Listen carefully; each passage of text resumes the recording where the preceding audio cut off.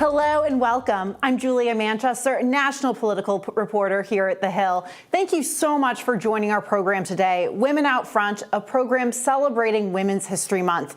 This year, the theme of Women's History Month is celebrating women who tell our stories. I am so excited to sit down with women who are telling us their stories and their community stories. Women bring unique perspectives and skills to the table, and when they are given a seat at the table, everyone benefits from their contributions. We have an all-star lineup here today, but first, before we get underway, just a few housekeeping notes. You can tweet us at The Hill Events using the hashtag #TheHillWomen. My first guest is Jennifer Klein from the White House. She serves as the Director of Gender Policy Council and has advised the president on issues including reproductive rights, gender-based violence, and women's economic security. I spoke to her earlier this morning. Take a listen.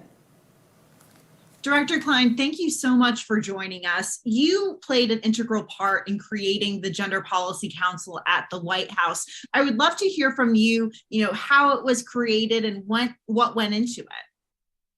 Thanks so much for having me, Julia. Yes, the Gender Policy Council was created by President Biden on International Women's Day 2 years ago. So we just celebrated our birthday. And it was created really as a continuation of the work that has been done in previous administrations. There have been women's offices, women's initiatives. Most recently in the Obama administration, there was a White House Council on Women and Girls. But this president felt very strongly, and the vice president, about doing it slightly differently. So that is why this is the first ever Gender Policy Council. And it really, the name really speaks to it. So the first is, while the other initiatives were really more focused on outreach, we are more focused on policy. So we sit alongside the other policy councils here at the White House. We are the Startup Policy Council, much smaller, of course, but with the National Economic Council, the Domestic Policy Council, and the National Security Council to focus on policy. And we do a lot of outreach and stakeholder engagement in service of that policy development, but really that's what we're here for. And the other thing is it is both global and domestic, which again is something that the president and the vice president and I personally felt very strongly about, having worked on these issues for, close to 30 years, and really noticed over time and really noticed in recent years in stark relief that these are issues that affect women everywhere in the world, and they really don't stop at borders. Right. And what are some of these issues that the council is working on? I know here in the United States, and I've asked our Republican and Democratic guests in this, forum to talk about abortion and abortion access and what that means going forward. Obviously, the overturning of Roe v. Wade marked a big, upheaval here in the United States with how women get access to abortion. So what is the council doing in response to that? So just to take one step back, the first thing that we did, again, required by the executive order that created us, was to write the first ever national gender strategy, which we did, and we're now in the process of implementing. And that really takes into account the work that is happening all across the administration. Really, nominally, every cabinet secretary and agency head is a member of the council, and they've each appointed a senior official to work on the council. So they've developed their priorities in consultation with us, and that work is happening. The strategy has 10 priorities, everything from health, as you mentioned, to education, to economic security, to humanitarian and development assistance, to human rights around the world, gender-based violence. It's a very comprehensive strategy. And also, I should say, at base, another of the underlying principles, in addition to this work needing to be comprehensive and these priorities are connected to each other, we also think about it in terms of the overlapping barriers that people face, women included, based on race, immigration status,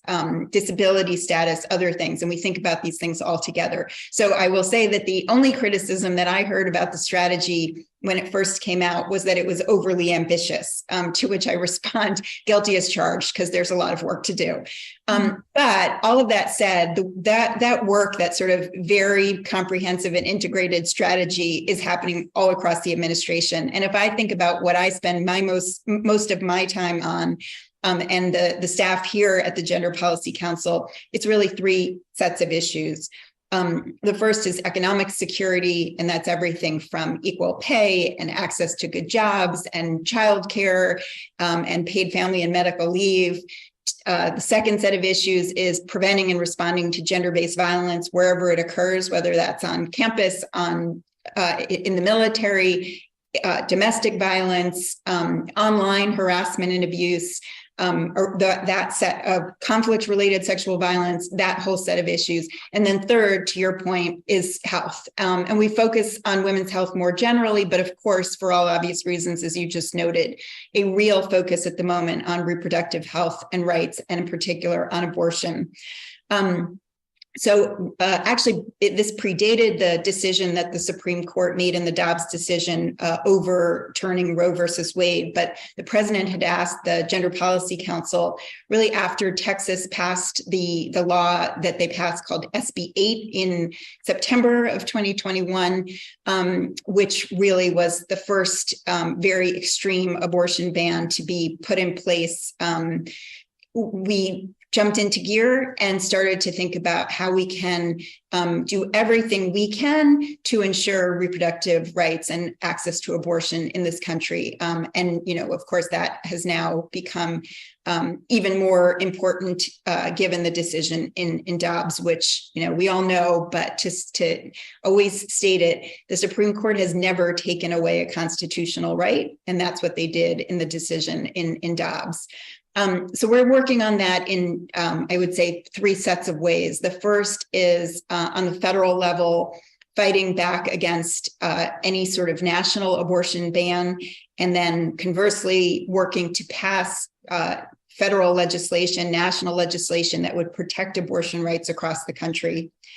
The second is working with states, where, as we all know, you know, they are really on the front lines right now. And so we are working with states to ensure that they can pass or fight against legislation in states across the country. And then the third thing we're doing is everything we can by executive action. So the president issued 2 executive orders last summer, very quickly after the Dobbs decision came down, to protect access to abortion and to contraception, as well, to protect patient privacy, which is really also under threat, to protect the safety and security of people who are trying to get reproductive health services across the country.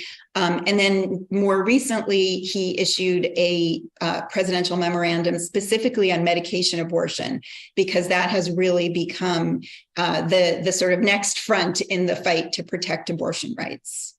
Right, right. And, you know, earlier in your comments, you talked about intersectionality, or sort of hinted at that. And, you know, this Women's History Month, I think, you know, one thing we should, I mean, you and I are 2 white women sitting here having this conversation, is the importance of that and uplifting, you know, other women of color, women in the LGBTQ, you know, groups as well. How in organizations can we ensure that their voices are heard and give them the space, or for them to, you know, thrive and become leaders on their own? Because it seems that, you know, in feminism, a lot of times white women very much take up that space. I see it changing a little bit, but it still seems to be a white dominated space still.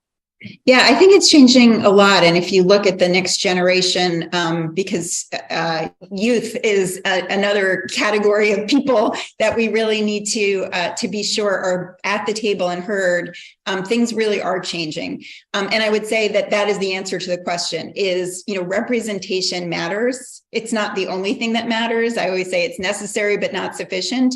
But it really does matter. And if you look at this administration, obviously we have the first female woman of color vice president, but really it goes way beyond that in the Biden-Harris administration. This is the first time there has ever been a gender equal cabinet with an equal number of men and women. The president has appointed more Black women to the Supreme Court in his administration to the federal judiciary than had ever been appointed in total.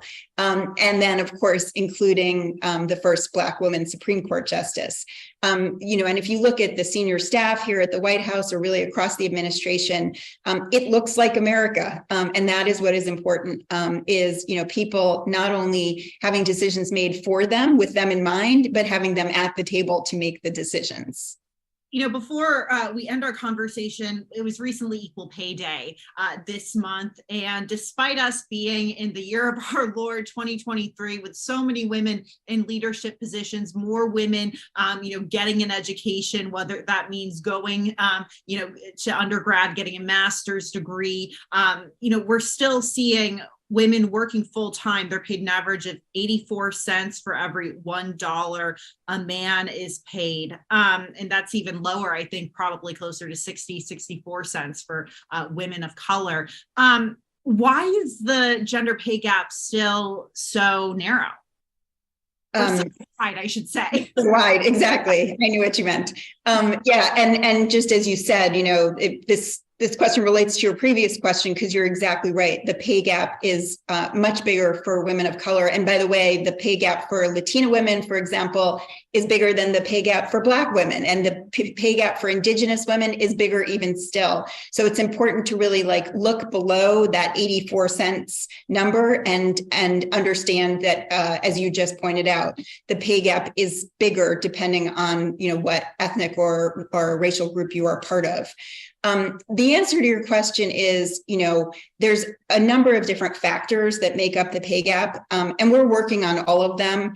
But this is true in the United States. It's also true around the world. We need to make more progress. And the three factors, one is what people always think of as the pay gap, which is outright discrimination. You're doing the same job as he's doing and he's getting paid more, or even a similar job and he's getting paid more. But the other two factors also require a lot of our attention, and this administration is giving it a lot of our attention for this and other reasons. The second is access to jobs. It matters what job you do. And, sadly, women, and again, women of color in particular, are overrepresented in lower paying jobs and underrepresented in higher paying jobs. So we need to do two things. We need to get women access and the training and skills that they need to do those higher paying jobs, whether that's STEM fields, to be scientists and engineers, or construction and manufacturing. And we have a tremendous opportunity with the implementation of these large bills that have just passed and the president has just signed, like the Inflation Reduction Act and the Bipartisan Infrastructure Law and the CHIPS and Science Act, to make sure that women have access to those jobs. We also need to be sure that women are being compensated in the jobs where they are overrepresented, like teaching and caregiving. So we need to value those jobs that, by the way, are the jobs we should value most, right? People caring for our elderly relatives, our kids. And then the third piece of the pay gap is also something that requires a lot of attention, and that's care. The other reason that accounts for why women over the course of their career make less is because they are often going in and out of the workforce, sometimes intermittently, sometimes leaving entirely because of their caregiving responsibilities. So we just need to be sure that people, women in particular, have the support they need to care for their families so they can work. And that obviously benefits them, gives them economic security and their families, but also, by the way, is an economic benefit for businesses and for the economy as a whole. Yep. One theme I've heard this month, Women's History Month, is invest in women. More organizations, the government need to understand the economic benefits of investing in women. Director Jennifer Klein, thank you so much for joining us today. Thanks for having me. And thanks again to Jennifer Klein for speaking with me this morning. Congresswoman Ashley Hinson, a Republican from Iowa, joins us now, and I'm interested to get her perspective on how she thinks the GOP has done with recruiting women candidates and appealing to women voters. Congresswoman Hinson, thank you so much for joining us. Thank you for having me on. It's a great month to celebrate the power of women and powerful women in Congress. Wonderful. Happy Women's History Month to you. To get started with, your background is so interesting, and I'm intrigued with it as a journalist because you were a journalist at KCRG in Cedar Rapids, Iowa, before you became a lawmaker. I would love to hear about that process from broadcast journalist to Republican lawmaker. Well, I think it comes down to that natural curiosity, wanting to ask questions and wanting to know why things are happening in your community and then what you can do to fix it. And so I had spent my career telling Iowans stories, the good stuff and the bad stuff, right? I'd seen it all. And I just kind of got to a point where I was tired of talking about it and wanted to start doing something about it. And that's when I decided to step up and run for the State House in 2016. It was a huge commitment. And, I think a lot of the thing that I've been focused on as a now member of Congress in my second term is saying to women, you are worth it. You have the skill set. You can step up and run for these jobs and you can add value. And so I am proud that I'm one of the Republican women serving in Congress. We have more than 30 now, a record number of Republican women. And I see it as my job to continue to tell Iowan stories and continue to tell the story of how you can step up as a woman, add your voice to the conversation and run. It's not easy to do. There's no manual written for how to do this. But what I think is important is mentorship, having those conversations and realizing that you do add value and you bring something to the table. Yeah, and our conversation with RNC Chairwoman Ronna McDaniel will be coming up soon. And we chatted about, how to get, how the party and, the Republican apparatus as a whole is trying to support women within the party. And you mentioned the record number of Republican women serving in Congress. We saw 2020 was in a way the year of the Republican woman, but we've seen that Republicans have lagged behind Democratic women in terms of their representation in Congress and, down the ballot. So, what do you think the Republican Party could improve on, or the Republican apparatus could improve on? There are organizations like EPAC, Winning for Women, which have really started to improve on their margins in recent elections, but where's there room for growth? Yeah, absolutely. And those organizations, ViewPAC, Winning for Women, are Annalise Stefanik has done an amazing job, not only leading our conference as conference chair, but also in helping to do the same thing, right? Send that message to women that you can be successful here. You can step up and run. And I think too many times candidates, especially Republican women, focus on all the reasons they shouldn't run. I remember I was talking with a potential state house candidate, and when I called, she thought I was calling to talk to her husband to ask him to run. So I think that that's one of the things that I would have as a key takeaway is I'm passionate about showing women all the reasons they should be stepping up to run. So that's why I'm very proud of the apparatus that we are building. You have a lot of strong women, myself, Stephanie Bice, who I came in with, Beth Van Dyne, and that's just three from my class who I am thinking of as we're talking that I'm close with, and I know they are doing everything they can to help recruit good candidates across the country. Kat Kamak is our recruitment chair for the NRCC. Obviously, I don't want to talk too many politics here in this space, but what I think is really important about this is that we are spreading that message. We're doing the job. We're doing it well. We're showing the American people how you can govern effectively and that women bring something to the table. And my favorite quote is a Margaret Thatcher quote because it's if you want something said, ask a man. If you want something done, ask a woman. And I think that's very, very important in this bigger picture about how we recruit more people to step up and run, especially Republican women. And on both sides of the aisle, we are seeing that leadership start to trickle up. I know you serve on the House Appropriations Committee, and there are the four corners of the Appropriations Committee. Obviously, in the House, you have Republican Cade Granger and Democrat Rosa DeLauro. In the Senate, you have Senator Susan Collins and Senator Patty Murray. So what's it like to serve in a realm or a section of the Capitol that's literally run by women? Right. Very strong women at that too, right? And Chairwoman Granger is just a trailblazer. She has done a phenomenal job as our chairwoman already. We're going to have some serious policy disagreements along the way, but I think this is a monumental time where for the first time, the four corners in both chambers, this is being led by women.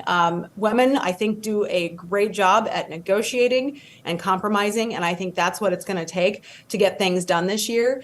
So I am proud to have these women at the helm. I have good relationships with both Kay and Rosa. I think it sends a powerful message to women everywhere. Hey, look at what leadership looks like. I mean, this is one of the most powerful committees in Congress, and it's all ladies at the top. So we've come a long way from just a decade or two ago when women had a seat at the table.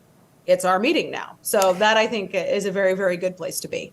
And you're also a working mom, and we know that a lot of women in Congress, Republican and Democrat, are sort of united by being a working mother, having to juggle having your kids, and then, of course, going to Congress, working on Capitol Hill. I don't see as many congressmen asked about being working fathers, but it's something that I think a lot of congresswomen, whether Republican or Democrat, talk about, their experience of being a mom. How has your experience of being a mom impacted your job or helped your job on Capitol Hill?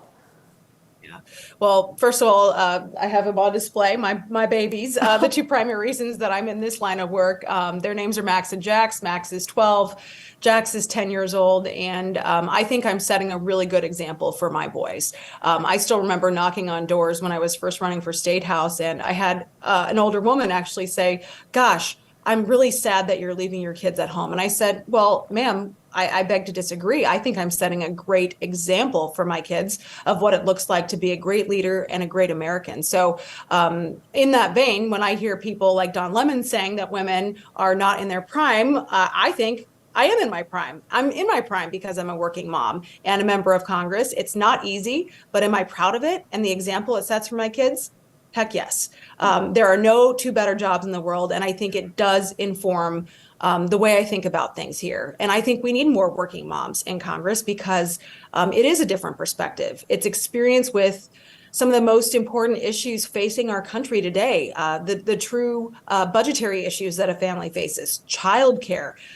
When I found out I was pregnant with Jax, my second baby, one of the first calls I made was to my daycare to make sure I could get on the spot, get on that list. So I am using that informed, I guess you call it, perspective to help work to expand childcare access. So I think that it does bring a different perspective. It adds to the conversation. And I think it's done amazing things for Congress to have so many working families here.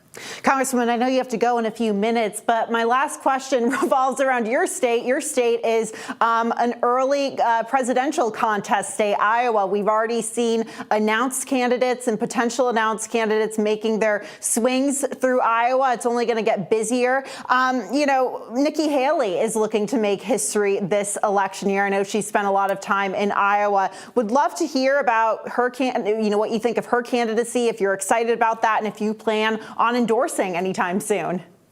Yeah.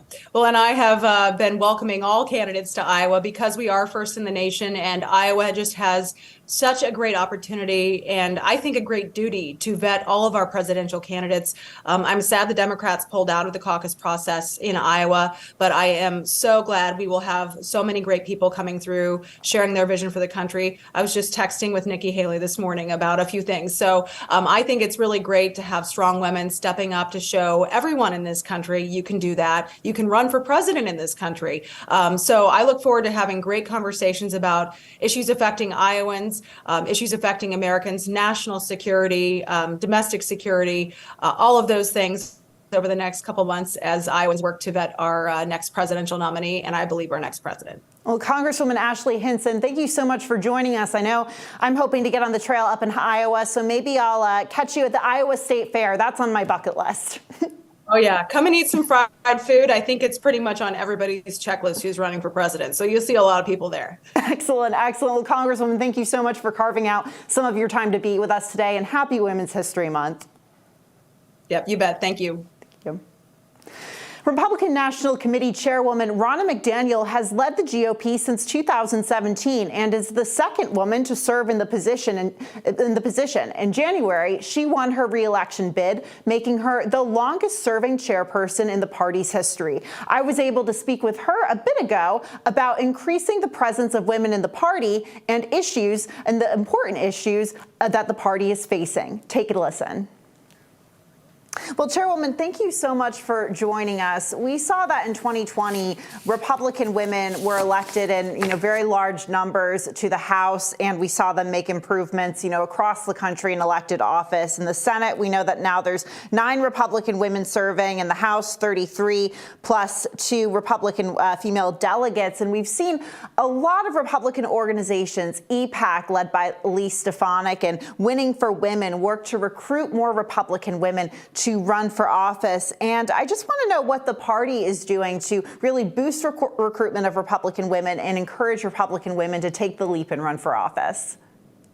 Yeah, so the RNC doesn't get involved in recruitment at the primary level, although this is a passion point for me. When I started as RNC chair, we went into the 2018 cycle. Elise Stefanik was in charge of recruitment for the House, and we went to the lowest number of Republican women in Congress. And through lots of discussions, we recognized it's not just enough to recruit women. There has to be a financial structure to help them get through primaries, and that's where Elise started the EPAC.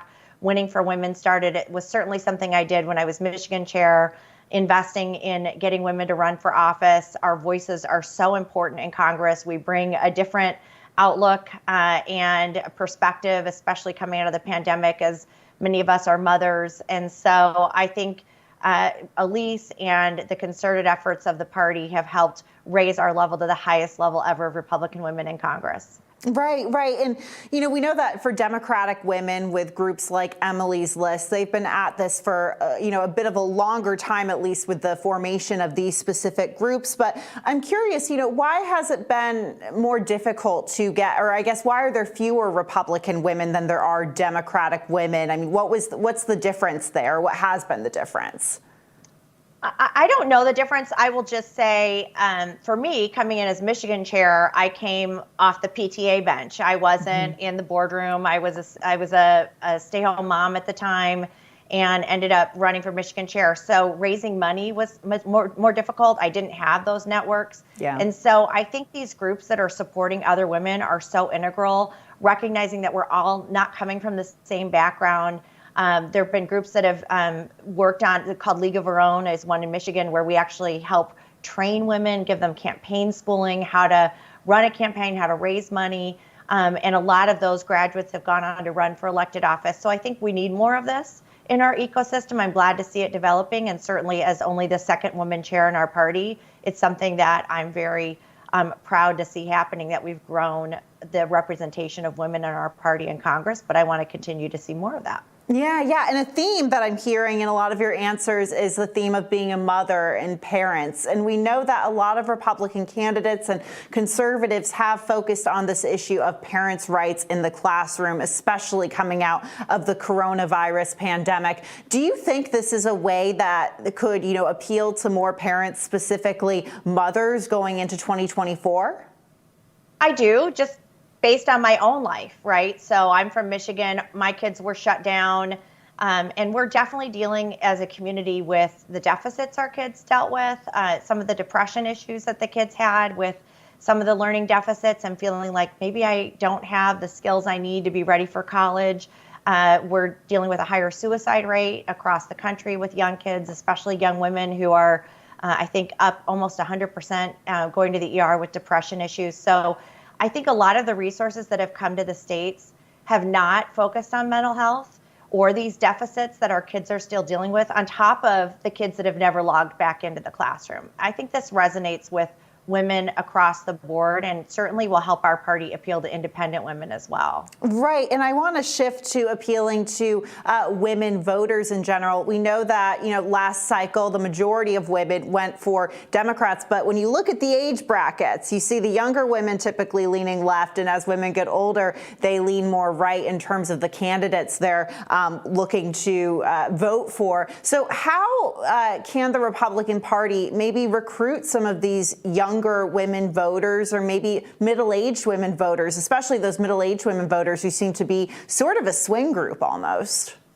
I do. I think they are a swing group. I think they were swinging our way on the education issues and the parental rights issues. And then Dobbs came along, and the Democrats were very effective at messaging and scaring women, saying Republicans wouldn't give life-saving care for things like a miscarriage, which is just untrue. So we've got to articulate our position.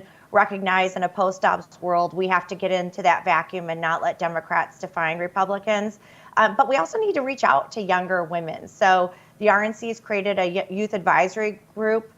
We're getting women in there who are going to be on TikTok and Instagram and really helping to spread our message to younger women voters, which I think there's been a little gap between us and the Democrats. And I think when we do that, we talk about economic opportunity, the things that our party stands for, we'll win those voters over. We just have to compete for them.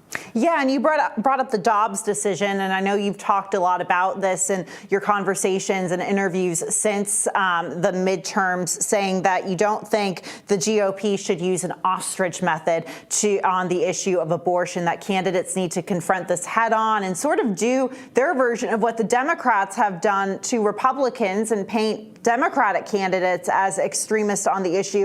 Wanted to hear, how your take on that, what that looks like in 2024. So I'm proud to be pro-life. I'm proud to be from a party that celebrates life, but we have to understand in a post-ops world, consensus is what's going to have to be found at the state level.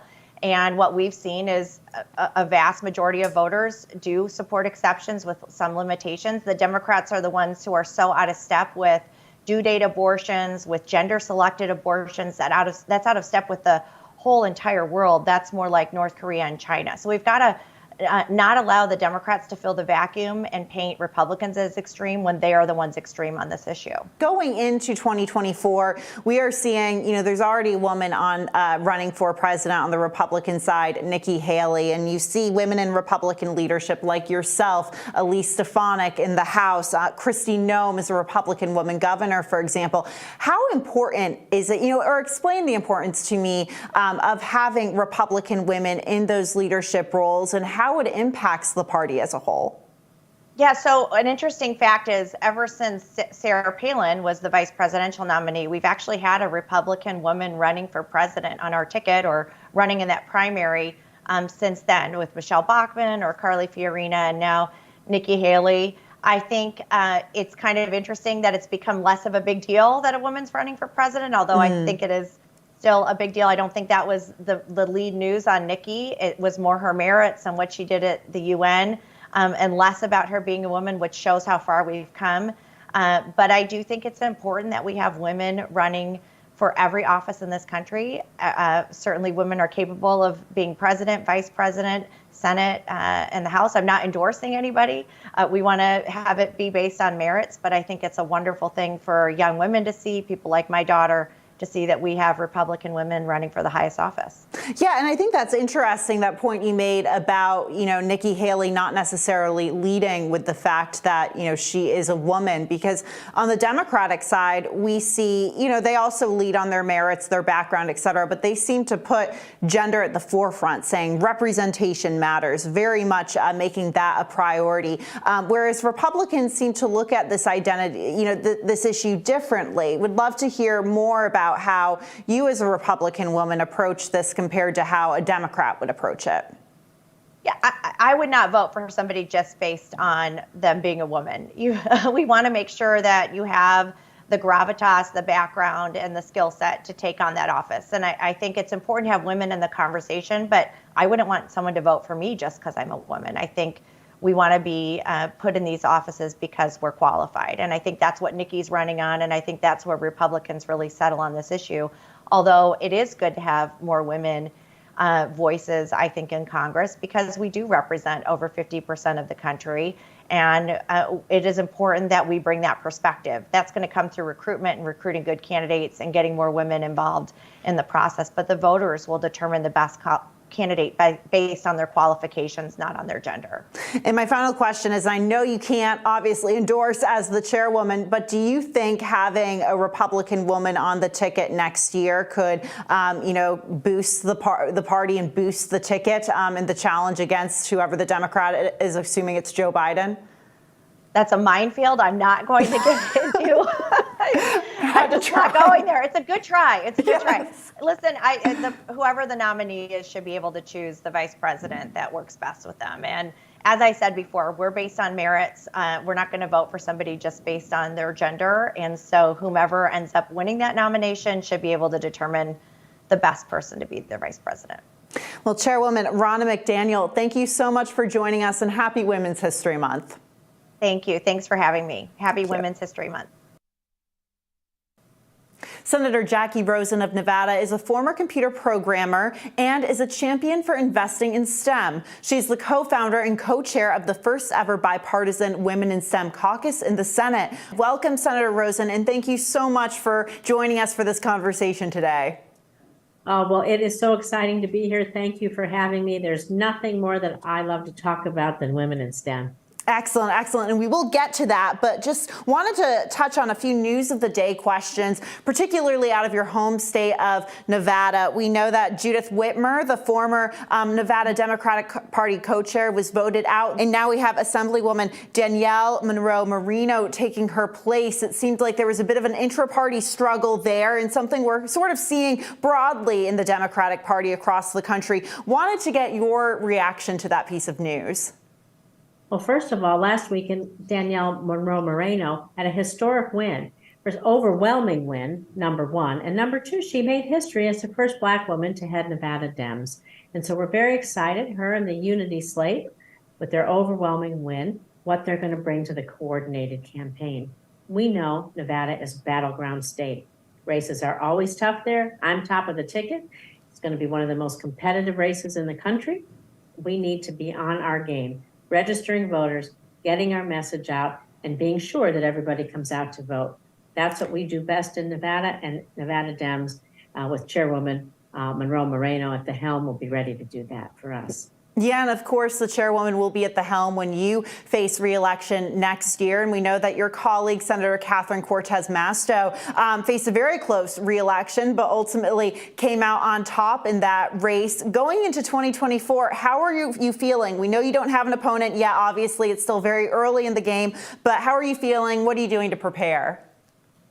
Well, I can tell you that I've been here for the last 6 years. So the first thing you do to prepare is be sure that you're working on the kinds of things that show people in Nevada how you're investing in them. So whether it's our Nevada families, our Nevada seniors, $35 insulin, free vaccinations. I urge everyone to get that shingles shot. So important. My parents suffered from that when they were alive. But our veterans, we passed the PACT Act for good paying jobs. We have the bipartisan infrastructure law, investing in our airports, our roads, broadband, particularly in our underserved and rural communities all across the frontier parts of Nevada, really important. So we're going to continue to do that good work, but we have to get the message out, and we have to organize voters to be sure that they know who to vote for. That's where the Nevada Dem Party comes in. The organization there with the coordinated campaign will help us register those voters, be sure that they understand the stakes. We are ready to do that. We're starting to organize now. Right. So I want to talk about your story and how you got into politics, but also how you got into computer programming. I mean, it's amazing because, correct me if I'm wrong, but you were a computer programmer, and then the late great Senator Harry Reid ended up calling you and, encouraged you to run for office. How did that all play out, and what has it been like serving in really two male-dominated fields? Well, I'll tell you that I was getting a degree in psychology. I was at University of Minnesota at the time, and I was working on some research, and I was told to go down to the math department and share some of the information. So the guys in the math department, it was mostly guys back then, would help make a program for you to show how they use the data. Well, I kept going down there to work on this research project, and I loved what they were doing. So I started taking a few classes, but I was already far enough in my degree that I completed my degree in psychology. I then moved to Nevada, followed my parents out there. They moved to Nevada in 1975 or 76, and came out to Nevada and really wanted to work in computers. And so I continued to take classes, actually at what's now College of Southern Nevada. I got a job at Summa Corporation, which was the Howard Hughes companies, and began my career as a computer programmer, which was very exciting. I stayed doing that until I left my career, and we'll talk about this too, to take care of my parents and in-laws as they aged. They had a lot of responsibility there, and I stepped away. And it was right after they passed away that Senator Reid did come and speak with me about running for Nevada's 3rd Congressional District. What he shared with me was something that I think is really important for people to understand. He said, you're going to make a difference. He said, how are you going to make this difference? Let me tell you. You're going to listen to the stories of the families in your state, up and down, of the businesses, large and small. You're going to hear all the things that are important, what people worry about, what they wish for. You're going to take those stories to Washington, and you're going to work on legislation that brings those stories forward. Your constituent services are going to help people in the state. Again, like I said, hearing their stories, helping them, whether it's Social Security, disability, veterans, Medicare, and the like. And so when he explained it to me that way, the connection between taking the stories, understanding what matters to people, and then how do you connect those two, that's what convinced me to run for Congress. I won for Congress in 2016. I took the leap to run for Senate in 2018, and here I am up again for election in 2024. We've been doing the good work, and now it's a matter of just continuing that and getting out the vote. I love that you talk about, him saying that you'll get a chance to tell those stories, because the theme of Women's History Month this year is women who tell stories. So that meshes perfectly. But one of the stories you have told as a lawmaker is the story of getting more women and pushing for more women to get involved in STEM, and, also girls, because we understand that this begins at a very young age. I want to get your perspective on where we are as a country in terms of women and girls at the younger age getting involved and being involved in this field. It still seems like it's very male dominated. It still seems that younger girls, younger women are often pushed in maybe a different direction when it comes to career paths. But where do you feel that we are as a country on this issue? Well, I think you're exactly right. We still have a minority of women in all the STEM field, which is why one of the first bills I was lucky enough to get signed into law was my Building Blocks of STEM, which uses programs with the National Science Foundation to help teachers, particularly in those young grades, to be able to bring these kind of plug and play programs into the classroom. What does that mean? I want kids, young boys and girls, but especially girls, to see the creativity in these jobs. One thing that I loved about my job as a computer programmer is that it was a problem-solving job. Someone came to you with something they hoped to do or a problem they wished to solve, and it was up to you to figure out how you did that.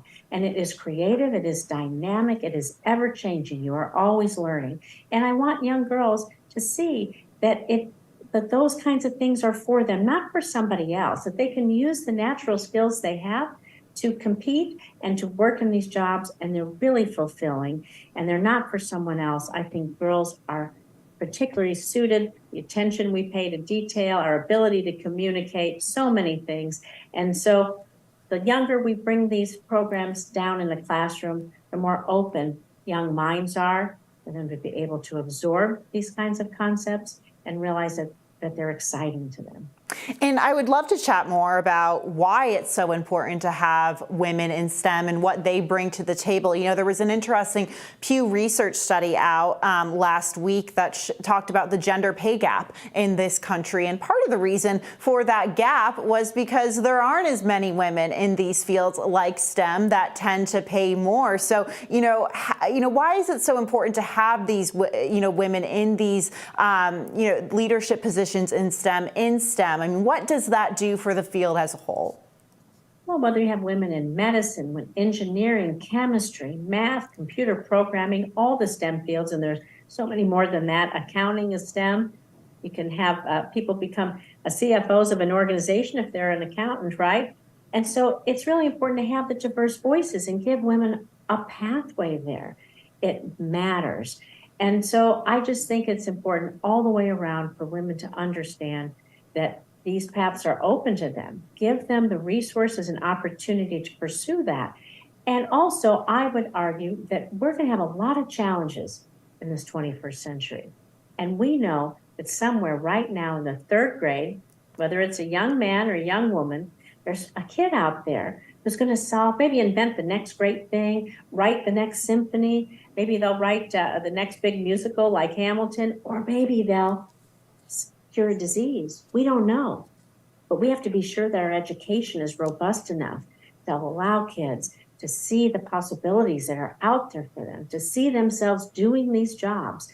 so that they can take on these challenges when they graduate. That's what's important, and particularly in STEM, because healthcare, engineering, biology, and chemistry, all of those things so important to our lives. And of course, cybersecurity, computer science, technology, all that, we live with it every single day. You know, my final question to you has to do with your colleague, Senator Shelley Moore Capito from the Republican side of the aisle. It's been really, cool and interesting to see two women from both parties on Capitol Hill really tag team this issue. I'd love to hear more about that, some of the progress you've been making, and would love for you to highlight anything that's in the works. Well, Senator Capito and I can tell you we have a good friendship, and we thought about all these ways that we can empower young girls. Here we are. There's a minority of women still in the United States Congress and in the United States Senate. So we wanted to show girls that they can have any career that they dream of, that they should see themselves in there, and that STEM was a really great way to do it. And so, of course, we're reintroducing our STEM Restart Act. So if you have taken time off work for childcare or caregiving, like I did for my parents and in-laws, this allows you to get retrained as if you stepped away from your career. So if you want to reskill or upskill, that's really important, the STEM Restart Act.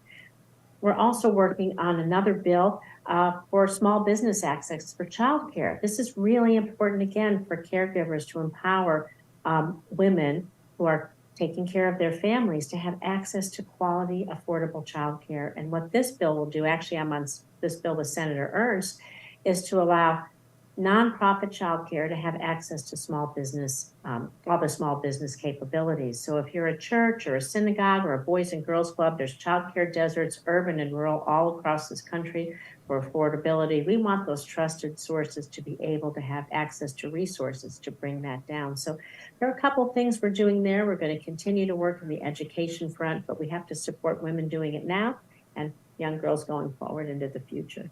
Absolutely. And we're so grateful for the work that you and Senator Capito are doing on this issue. And I encourage our viewers right now, for those tuning into this event, to not think about and learn about STEM just on Women's History Month, but to continue the work going forward and to encourage young girls and women to get involved in this field. Senator Rosen, thank you so much for your time. Well, it's been a pleasure. Thank you for having me. My next guest is the first Indigenous American to serve as a cabinet secretary in the United States. Interior Secretary Deb Haaland, welcome, and thank you so much for joining us. Thank you so much for having me. Yeah, so Secretary, just to start off with, you weren't only the first Indigenous American to serve as a cabinet secretary, but you were also one of the first Indigenous Americans to serve in Congress, along with Congresswoman Sharice Davids. And then, of course, we know that Congresswoman Mary Peltola, an Indigenous Alaskan, is now serving in Congress.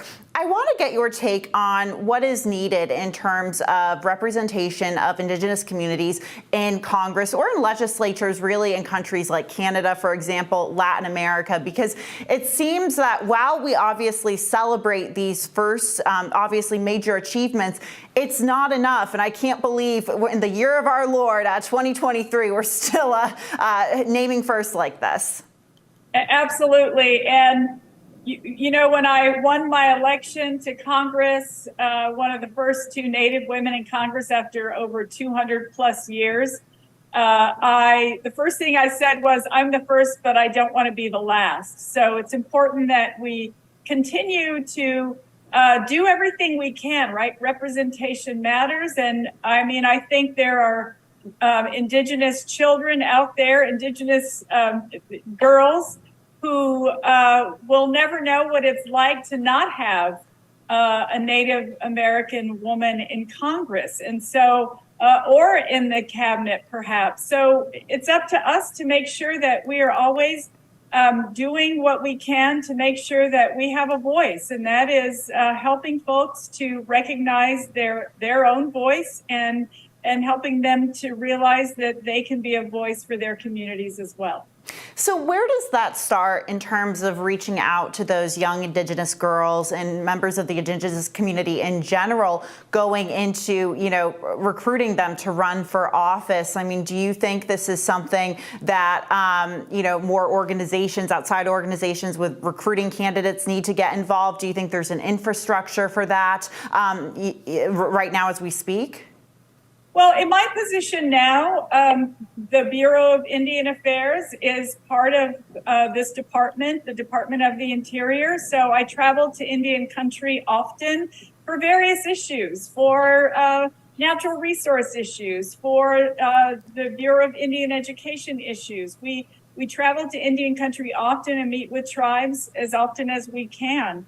And I feel like, part of it is, yes, we're going to get the work done, but I feel that if people are inspired, then they will want to be involved as well. So it's a matter of us making sure that we help people to know how important their voices are. One of your initiatives that is obviously so incredibly important is the establishment of the Missing and Murdered Unit, obviously targeted towards, trying to alleviate the epidemic of missing and murdered Indigenous young women and girls and, women of all ages, obviously, in this country. I wanted to get your take on that issue because on one hand, I think this isn't an issue we talk about enough, but on the other hand, I see this issue being portrayed and, increasingly in the media. Yellowstone, Dexter, Alaska Daily. These are all television shows that have had storylines about this issue. You hear it, covered a bit more in the media. But the problem doesn't really seem to get better. Would love to hear about how the Missing and Murdered Unit is going to alleviate or, solve ultimately this problem, or if it can. Absolutely. So we started the Missing and Murdered Unit here at the department because we felt that it was important that we dedicate professionals to solving these crimes. And we've had opportunities to solve missing persons cases, murder cases. We've been able to, give families the information that they've been longing to hear in some respects. And so it's always important that we continue to move forward with this unit to solve the cases that, were forgotten about. One of the reasons I came to Congress in the first place was to elevate this issue. And I remember being in my home, in my in my city of Albuquerque, going to, we'd have these rallies where maybe 10 people would show up to bring attention to missing and murdered Indigenous people. Now it's clearly a mainstream issue. The more people that talk about it, the more attention gets paid to it. While I was in Congress, I was able to get a bill passed called the Not Invisible Act. And now we're implementing the Not Invisible Act Commission here at the department, bringing in members of the communities, members of law enforcement, survivors, and the families of survivors to huddle, to talk about what it is that we can do to make this issue better, the steps we need to take to make sure that our people do not go missing in the first place, but how can we solve these issues in the best possible way? So yes, thank you for recognizing that attention is definitely being paid to this, and we just need to keep working at it. I think a lot of non-Indigenous people, when they hear about this issue, the first thought they have, and they're pretty unfamiliar with the background, is why Indigenous women and girls? Why is this problem still persisting, or why has it persisted in the first place? Obviously, I'm sure a book could be written on this topic. There have been books written on this topic, I believe, about generational trauma, colonization. But in your view, why is this a huge problem in Indian country in North America as well as in Latin America? Well, for one thing, it's an issue that's been happening for the past 500 years. from the first time colonizers came to the North American continent, they have been stealing women, stealing girls, stealing children. It's happened over and over again, and so it's not an issue. It's been persistent for this long. We're working on the boarding school initiative, and quite frankly, a lot of those children were just taken from their families, taken away and sent off to boarding schools. Sometimes their families would never see them again for as long as they lived. This has been a persistent issue, as I said, for the last 500 years. And so we're going to keep working at it, because for an issue that's lasted for this long, it's going to take a concerted effort. It won't be solved with one law or one policy, but rather a group of policies, a group of laws, and all of us need to be dedicated to seeing its end. So we'll keep working at it, and I'm very happy to be in a position I am to move this issue forward. What's it like working with state and local governments on this issue? Because as I understand it, and please correct me if I'm wrong, a lot of the problem area of this issue lies in that a lot of these, tribal lands are sort of situated in places where the jurisdiction isn't unclear, and it's unclear, who faces justice, who doesn't face justice. If you're non-Indigenous, you commit a crime, who are you reporting to in that case? Has there been efforts to really clarify that? Well, absolutely. Jurisdictional issues are always a big headache with regard to Indian country and who has jurisdiction. So we'll keep working at that. I am pleased to know that many states, in fact, have worked hard on this issue. The state governments are working with their tribal communities and their tribal nations to work together to solve the issue. My home state of New Mexico has a missing and murdered Indigenous peoples task force. I know in Wyoming, the governor there has worked with two tribes to bring this issue to light. A lot of these, kidnappings, a lot of these murders, they happen in very remote locations. So that means that we need to do our best to make sure that, tribal police forces are trained in how to respond, and that we can connect our communities with internet, right? Mm-hmm. That's been one of the issues all along as well, that remote Indian tribes haven't had the connections they need to make phone calls or to report something. So the more, it's not just it's not a one, you can't solve this, as I said, with one issue. It's going to take a concerted effort across the government to make sure that all of us are working together to have the infrastructure that we need, to have the law enforcement that we need, to make people aware. And so I am committed to this work, and we'll keep doing what we're doing. Absolutely, absolutely. Well, Secretary Haaland, thank you so much for taking the time to join us and talk about this issue that is, I can't believe we're still talking about it now. It's awful that we have to talk about it in the first place, but thank you for joining us and really helping us shed a light on it. And thank you very much for shedding the light on it. My next guest spent almost a decade as a CIA operations officer. Now she's a third-term Democratic Congresswoman from Virginia who was just named to one of two committees that oversees the work of America's spy agencies. Welcome, Congresswoman Abigail Spanberger. Happy Women's History Month. Thank you for having me.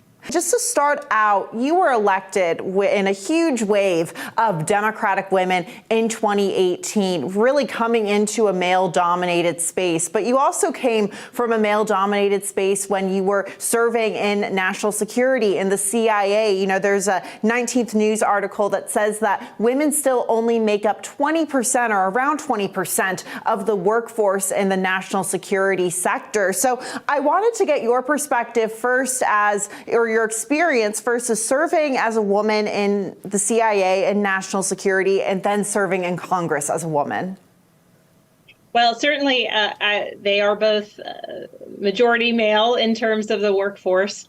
But I think it's incredibly important that we continue to have more women, more people of various experiences, life experience, work experience, personal experience, serving in our intelligence community. Certainly bringing that perspective is important as we're working to protect the nation's secrets and protect the United States. But importantly, within the halls of Congress, people of various different experience sets add a lot to the discussion. And so I'm proud to be serving, representing Virginia's 7th District and bringing my skill set, certainly as a former national security professional, as a CIA case officer, as a mother, as a wife, as a woman with a broad set of experiences and skills. I hope that that is to the benefit of the people that I represent and certainly the lawmaking process. Right, right. And going back to the CIA and the national security sector as a whole,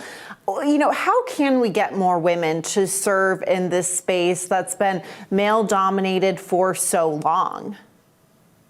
It's an issue of encouraging, I think, young people to understand what it is that happens in the national security world, what happens at CIA or NSA or DIA or any of the other nations' intelligence services, and encouraging people to apply, encouraging people to just, potentially see if it's for them.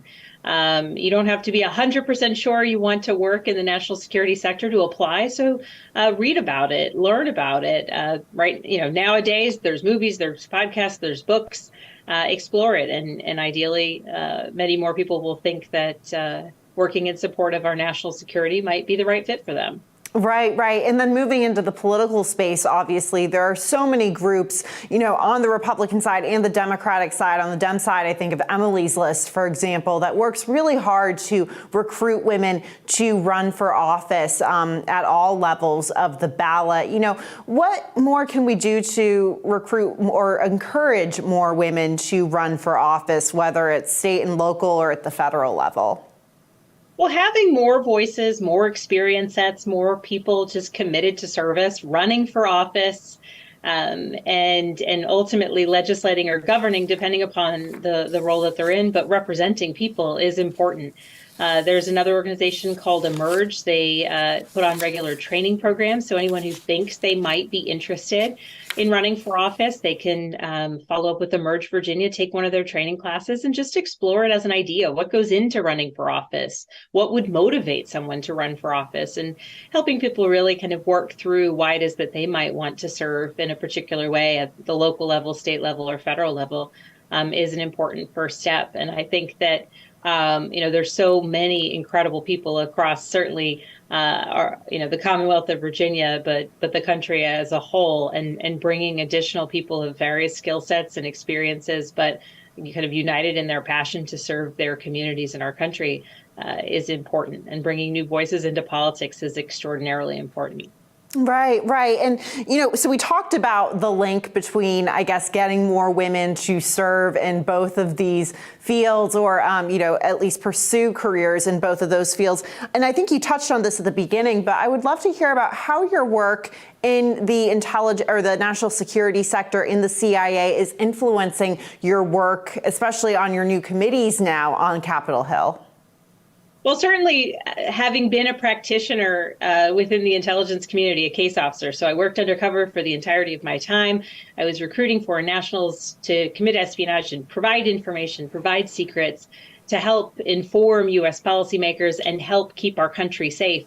It's a unique perspective. It's a small group of people who have ever had that experience at CIA. And so to be able to bring that perspective to Capitol Hill as we conduct oversight, it's incredibly important that my colleagues who have not served in that space, have the ability to really dig into what does it mean to be an intelligence officer? What is the day-to-day experience like? And it's pretty, I'll say honestly, it's pretty fun for me at this point, having once written intelligence reports that were used by analysts to kind of put out products for legislators, to now be on the other side reading those intelligence reports and reading those finished products of analysis, helping to inform the policy that we're making.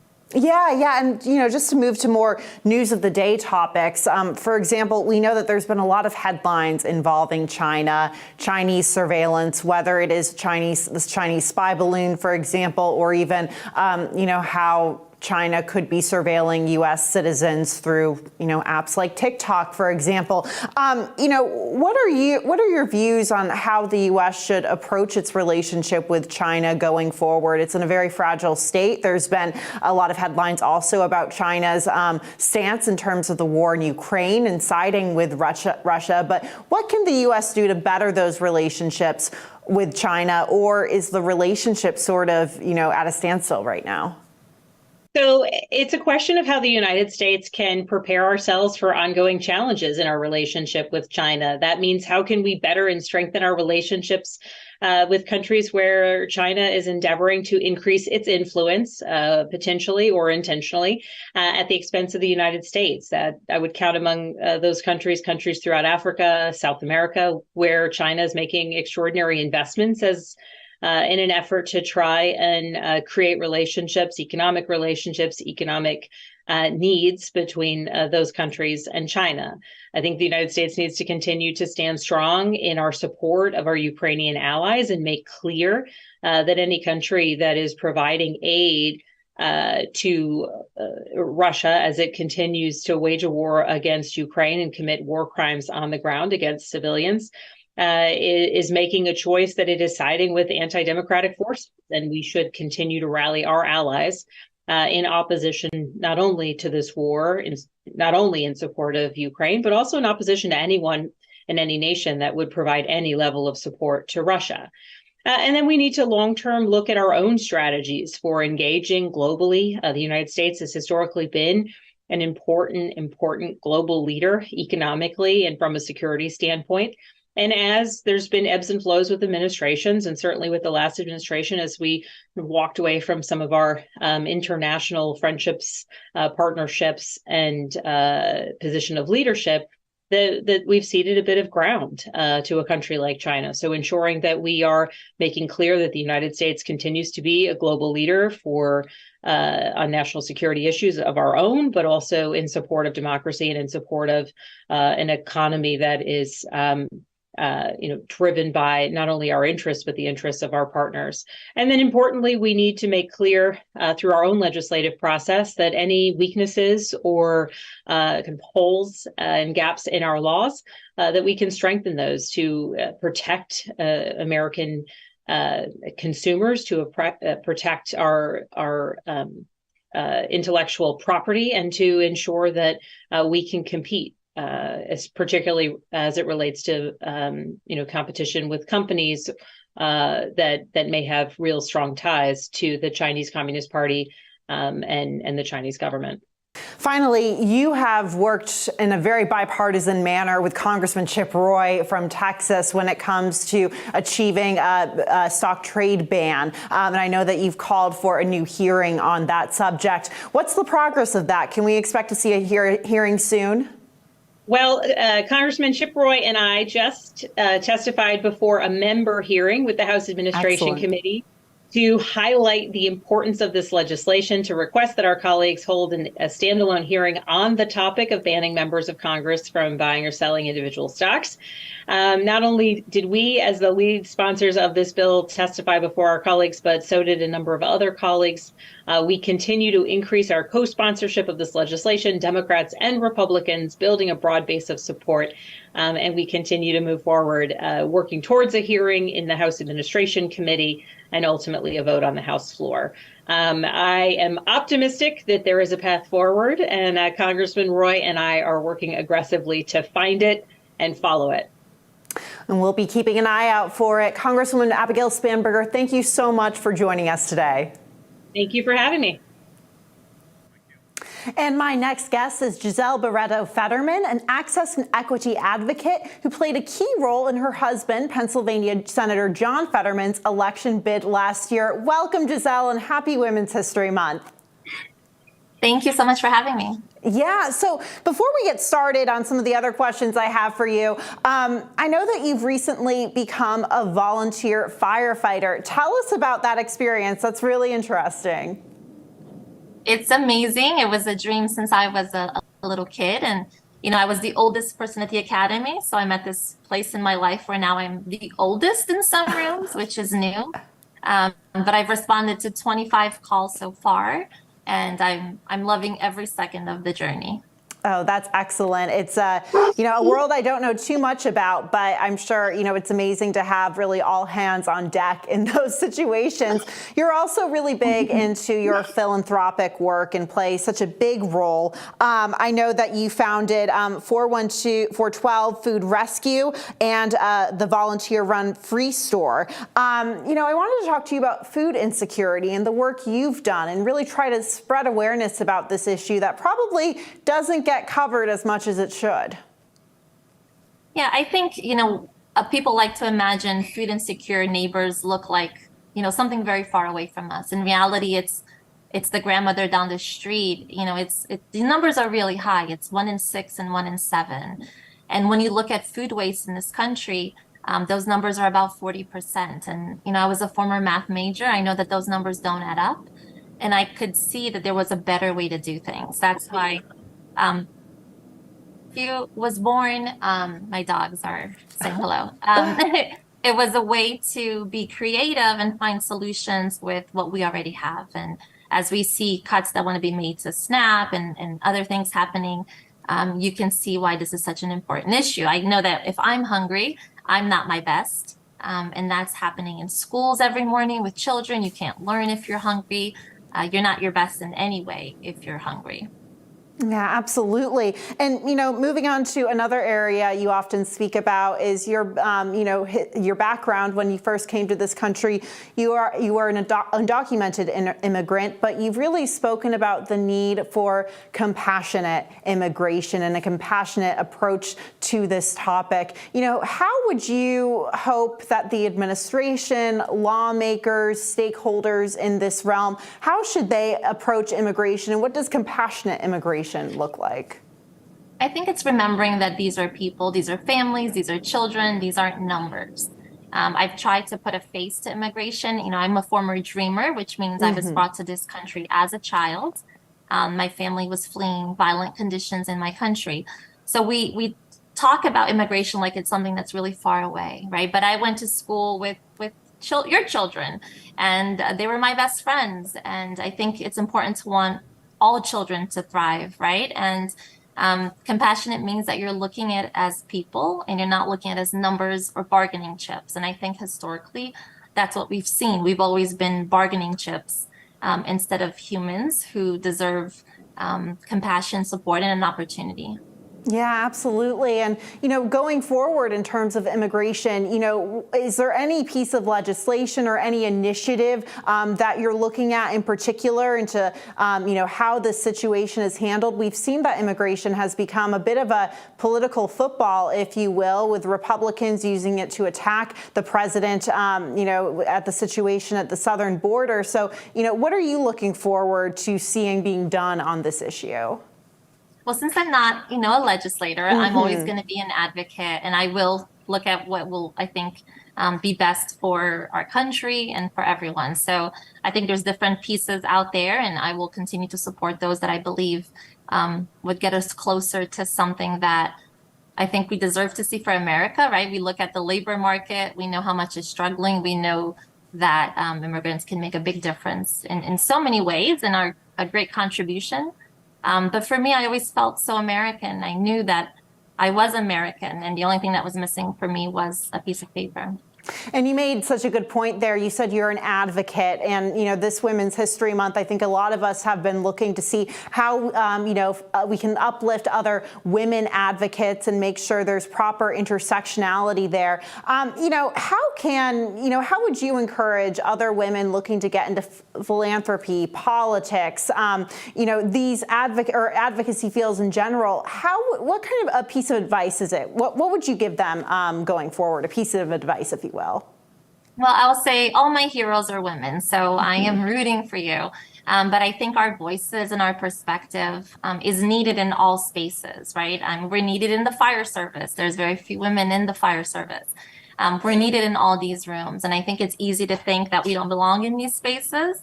because we've been historically told that we don't. But I think simply doing this work is rebellion in a way, right? Our perspective is really unique and important, and it's needed. I remember reading something that there are more Johns in the Senate than there are mothers of young children, and a mother's perspective is really important. So I want to keep my John in, but it is important to have women's voices in all spaces. Right, right. And you played such an integral role on the campaign trail last cycle, campaigning in a major swing state where, arguably one of the biggest women's issues, abortion access, was very much on top of that ballot. What was that experience like? Because you became, very much a known entity during that campaign, and so many of us have been introduced to you now. Not very fun. I'm not particularly, I don't love politics. I think that it will be better. I will love it when there's more great people in it.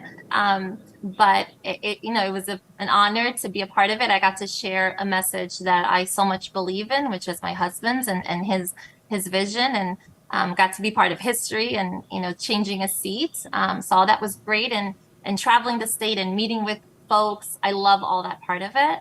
The politics has so much of the icky stuff that I don't particularly enjoy. Do you think that's why you're more attracted to advocacy over politics? Because it seems like, at least I'm a journalist, so I'm not directly involved in advocacy, but it seems like it's more of a roundtable discussion.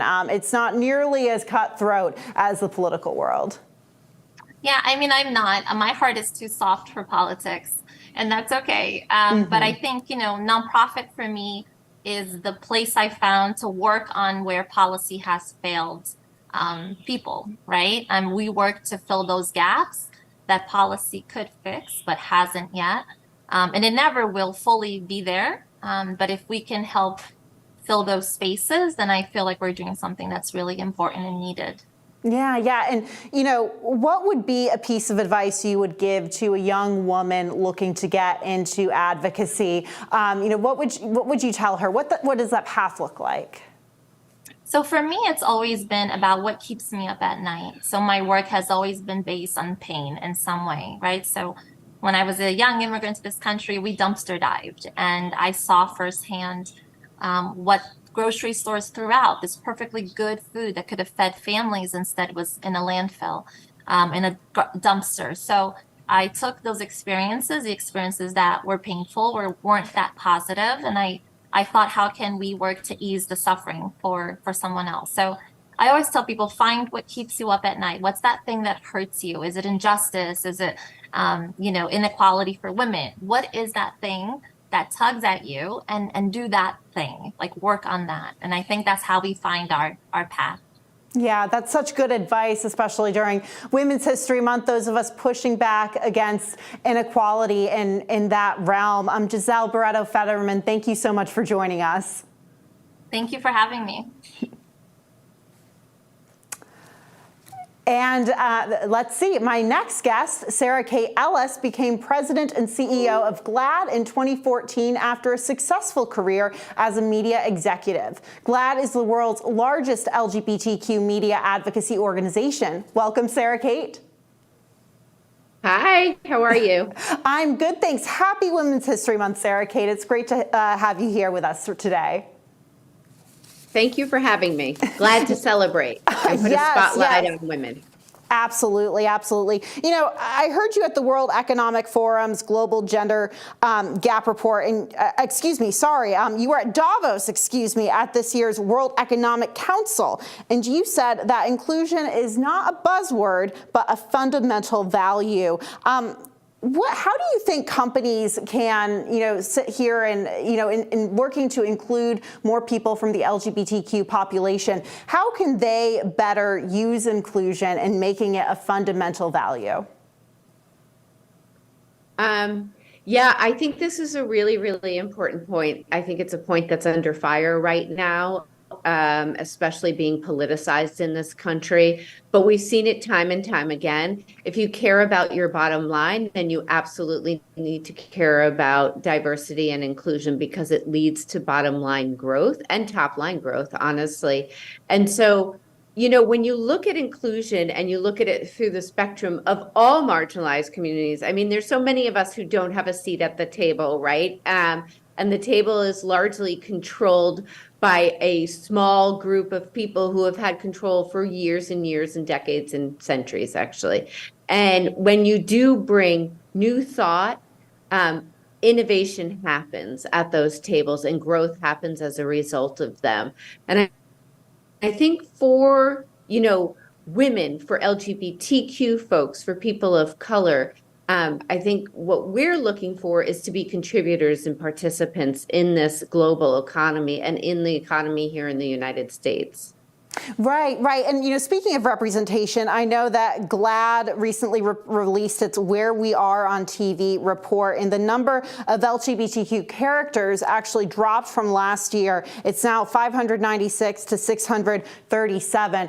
Some people looking at that report might say, well, it's just, roughly, 100 characters down. But, we know that representation is obviously very important. And if you're an LGBTQ viewer, that's essential for you. I would love to hear what it means, as a part of the LGBTQ community, for members of these communities to see themselves on TV and what that means in terms of inclusion.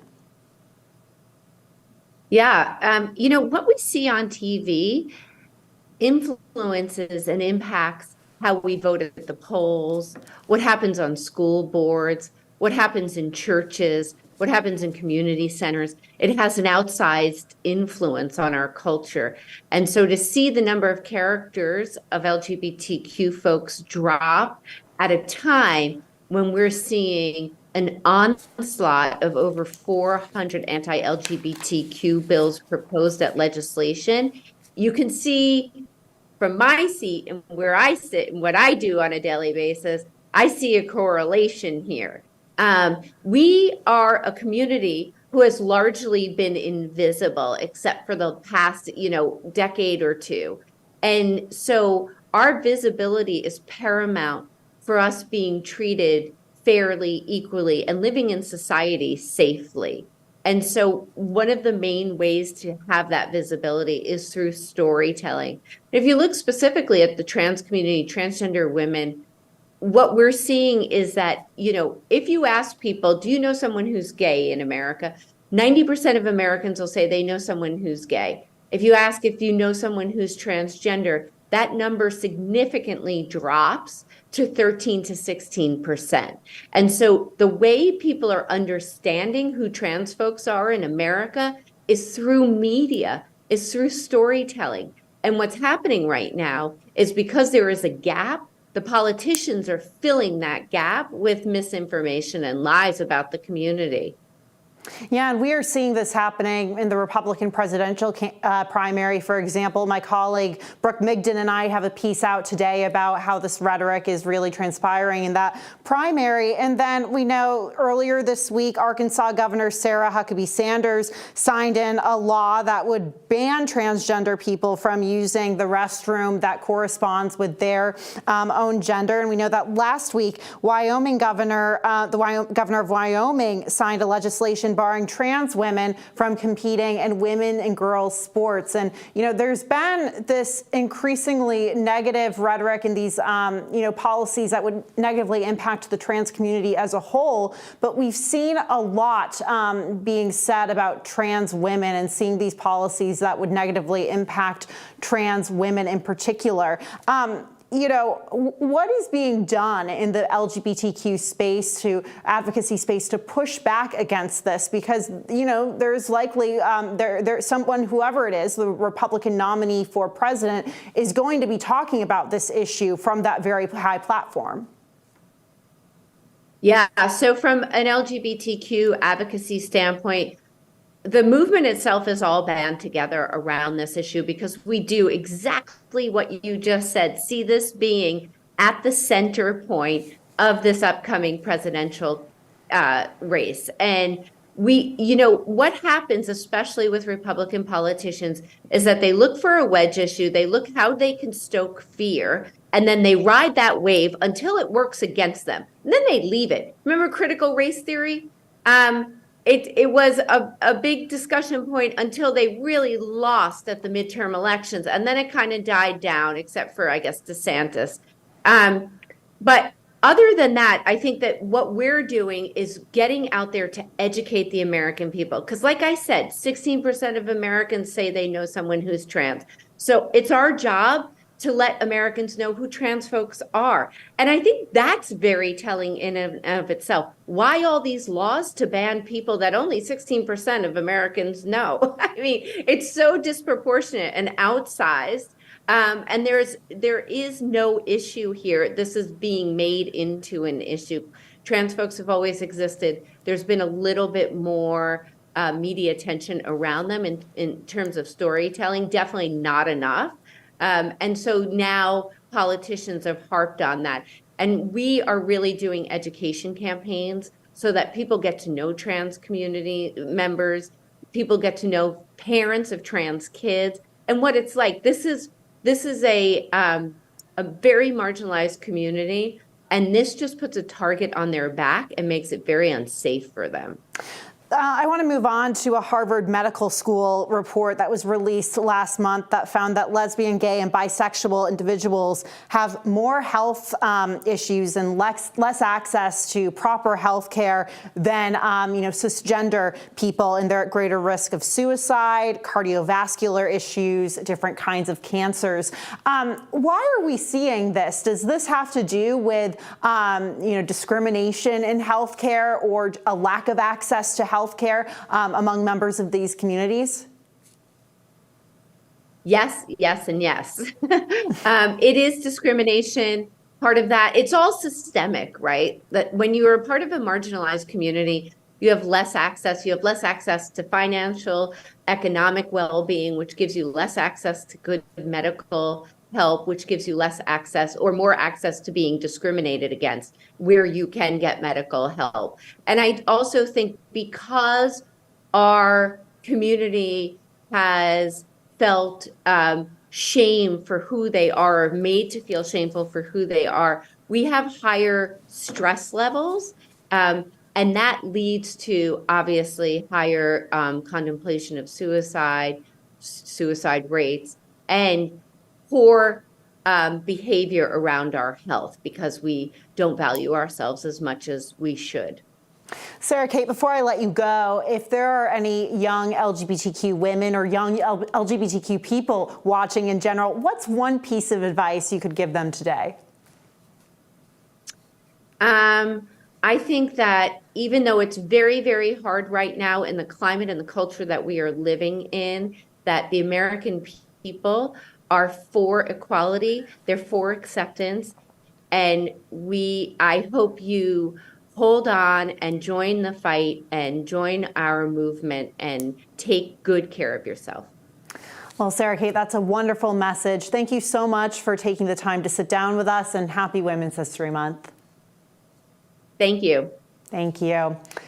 I sat down with Senator Joni Ernst, a Republican from Iowa, who serves as the ranking member of the Senate Small Business and Entrepreneurship Committee last week. Take a listen. Senator Ernst, thank you so much for joining us, and happy Women's History Month. It's really great to have you here today. Well, it's wonderful to be with you as well. I'm so excited to talk about our conversation or have a conversation today. Yeah, absolutely. So I just wanted to get to a couple news of the day topics.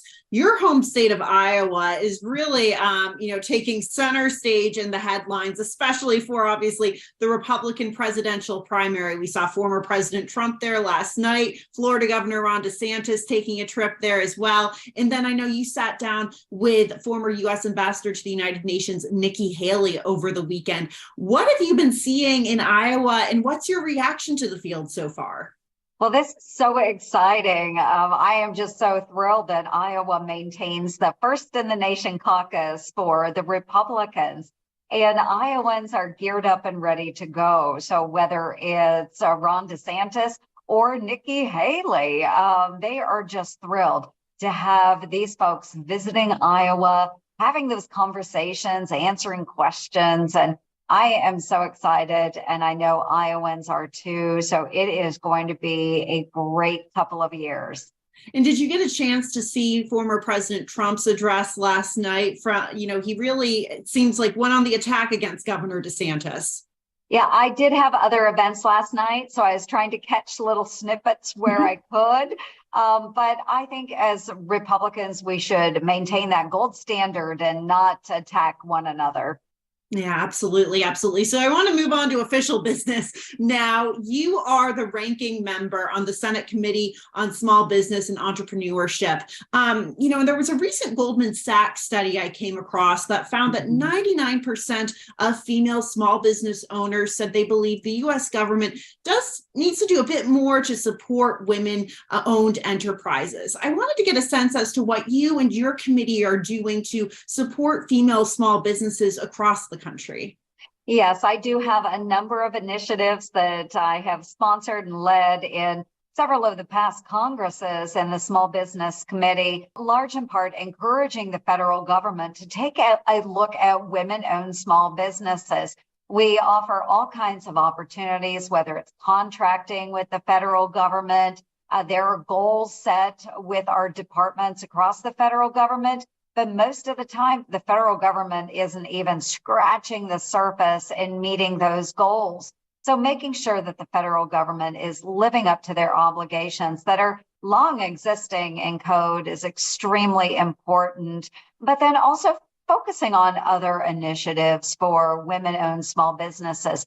We know how important childcare is to those women that want to engage in their own small businesses, be young entrepreneurs. But they're oftentimes starting a family or have small children. So we know that childcare opportunities are very, very important. So whether it's rules and regulations, forcing the federal government to live up to their own standards, or just offering ideas or alternatives for supports like childcare, very important ideas and thoughts that we can tackle in the Small Business Committee.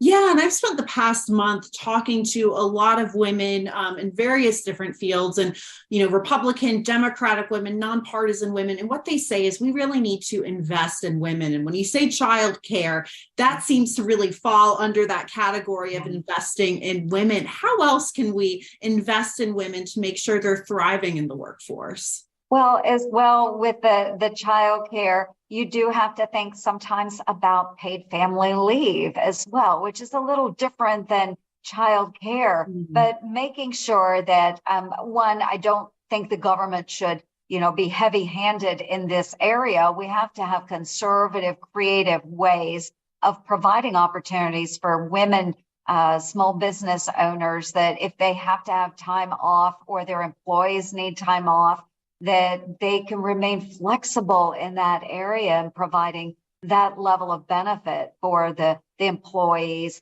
So that is another way that we can assist with small business owners and allowing women and men to take time off if they have a new child that is entering into their family. But certainly medical areas as well. And I know this crosses into many other committees within the United States Senate.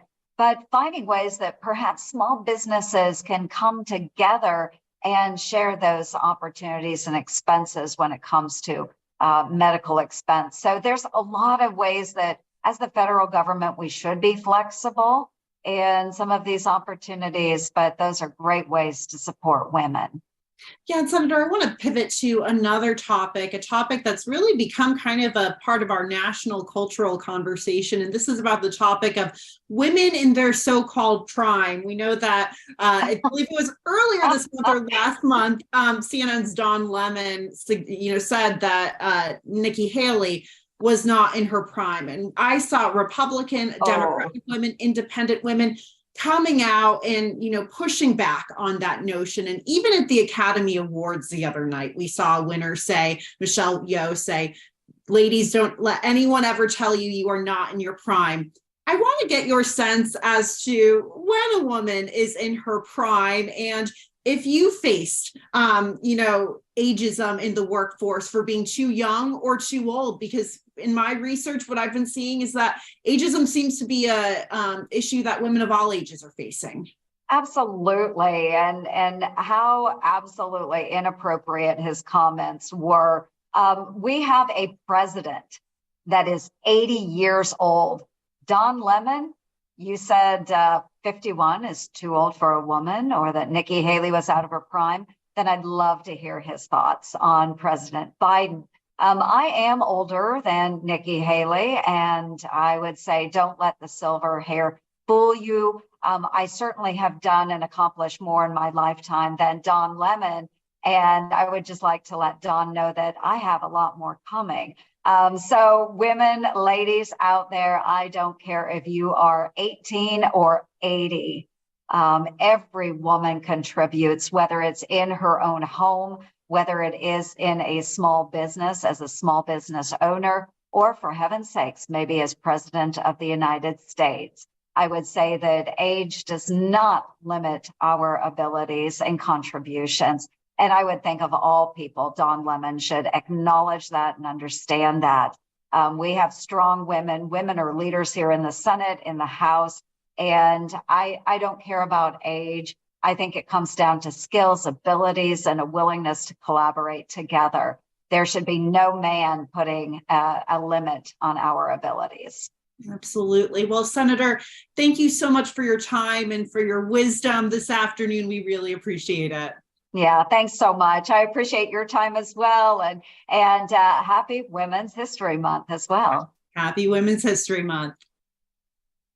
My next guest is Isabel Casillas Guzman, the Small Business Administrator, which represents more than 30 million U.S. small businesses. Welcome, Administrator Guzman, and happy Women's History Month. Yes, thanks for having me. Happy Women's History Month. Yes. Well, thank you for taking the time. I want to start with your background. I know that you grew up in a family that had a small business, and then you later started your own small business. So, I would love to hear how, how did that background and that experience shape you as a woman leader leading the Small Business Administration? Yes, well, yeah, I definitely grew a passion for small businesses, working in my dad's hospitals, seeing him interact with customers. Everybody who walked through that door was such an important part of his business and ultimately, my family and a part of our community. And, having an entrepreneurial spirit with that passion for what you're doing, but also that hard work ethic and grit and determination. I think those things are what I saw him performing every day, and really managing so many different tasks, to having to be flexible and agile. And I think those skills just carried through my whole life and really built my passion for working with small businesses, advising founders, starting my own businesses as well. Yeah, and I would love to hear about some of the initiatives the Small Business Administration is putting forth that would empower all small business owners. But since we are here talking about women, how it would empower women business owners as well. Oh, I love that question too, because when we think about entrepreneurship today, well, the face of entrepreneurship is changing. It is actually women who are starting businesses at the highest rates. And so it's very appropriate during Women's History Month that we talk about entrepreneurship as really a pathway to prosperity, a pathway to building wealth for families and communities. And we see so many women taking that leap. And the Biden-Harris administration in particular wants to ensure that there are support products and services to ensure that our entrepreneurs, regardless of backgrounds, can have greater success outcomes.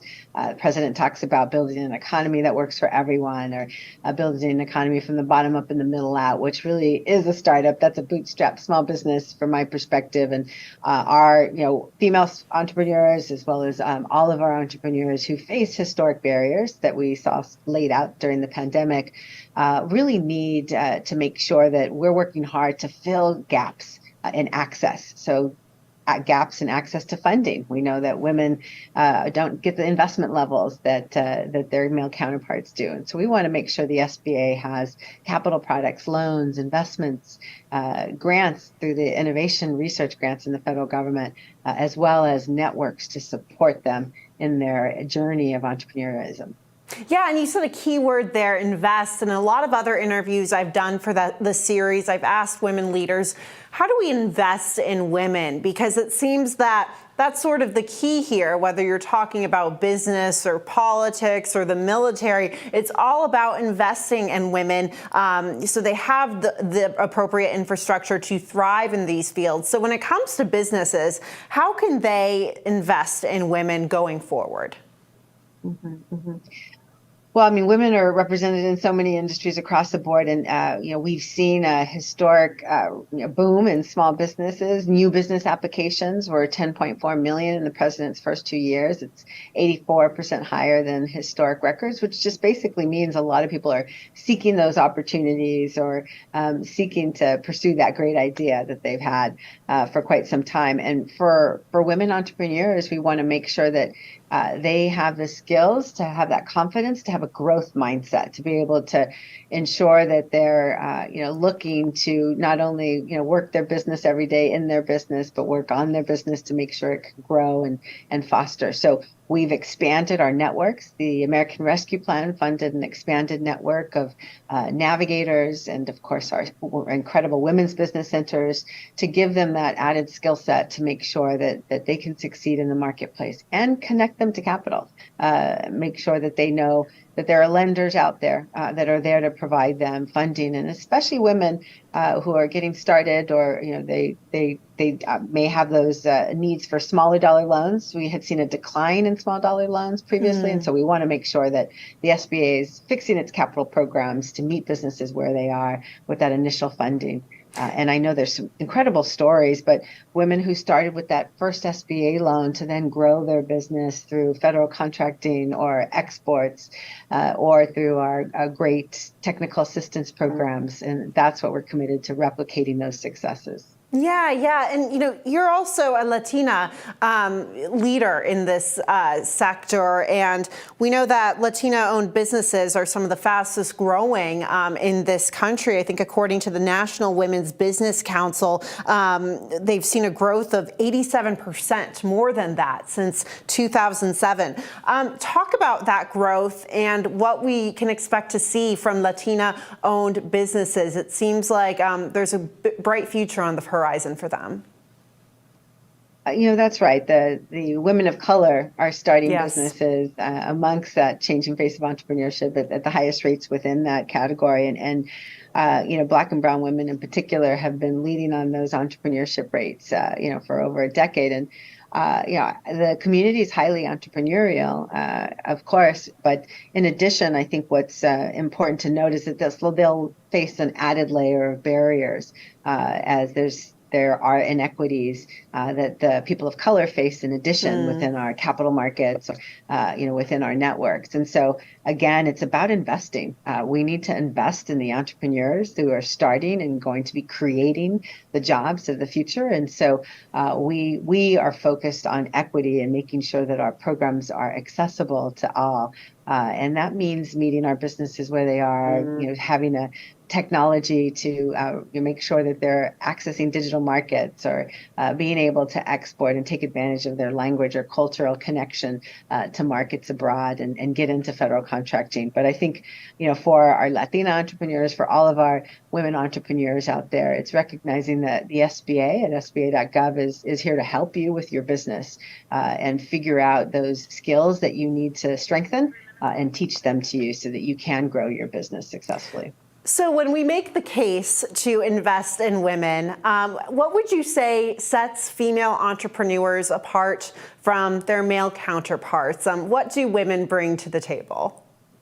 Mm-hmm. Well, we know that diverse teams succeed, and so across the board, they have strong outcomes. We see that in numerous studies, but obviously when women bring to the table, and we know some of their skill sets are they've had to persevere, they've had great resilience. I just discussed this with a few founders, and balancing their family, sometimes children, knowing how to continue to pursue their dreams, and doing it on behalf of their family members, trying to better the lives for their children and their future. Oftentimes a great motivator, but clearly they collaborate and work in teams and really bring a new unique skill set, that is understanding this massive marketplace of women who are the ones who oftentimes control the purse strings in households and are the ones buying. And so they come with a unique insights into what women want, and they're making the products and delivering the services that are meeting those needs and having great success in the marketplace. So my final question to you is, what advice would you give to a young woman who is starting her career, maybe wants to start a small business in a hopefully soon to be post-pandemic world? It seems like we're headed in that direction, in an economy where, there is some concern about inflation in the future ahead. What would your advice be to that young woman? To that young woman, whatever that startup is, but as well to all the existing businesses. Yes. A couple things. The president is investing in America, making sure that there's opportunities, whether that's in manufacturing and supply chain, and innovation and R&D. We want America to continue leading globally across sectors of innovation, including in the clean energy space. And so the historic investments in the Inflation Reduction Act and clean energy, or the Chips and Science Act, will definitely advance that, as well as the opportunities for contracts and broadband as we rebuild our infrastructure across the nation. And so I see great opportunities on the horizon for all of our entrepreneurs. What I would say is really important is that as we're navigating and trying to build resilience businesses, making sure that you're focused on a strong balance sheet and understanding your financials, and making sure you have a strong marketing plan to build your revenues. And these are all skill sets that we teach through our network of advisors, our Women's Business Center network across the country, to help entrepreneurs position themselves for success and go after those opportunities, and know that there's a free network of advisory services at the SBA that are made just for you to help grow your business. Yeah, I want to clarify that you don't have to be a young woman to start a business. You can be any age. The world is your oyster. Administrator, thank you so much for joining us. We really appreciate it. My pleasure. Thank you for having me. Thank you. My next guest went from being an undocumented immigrant to a best-selling author and reporter on MSNBC. Please welcome Daniela Pierre Bravo, a reporter for MSNBC and the author of the book, The Other, How to Own Your Power at Work as a Woman of Color. Daniela, it's so good to see you. Thank you for joining us. Julia, it's so good to be with you. Thank you so much. Yeah, so just to get started, I read The Other. I thought it was a fantastic read. Explain for our viewers who haven't read it what The Other means.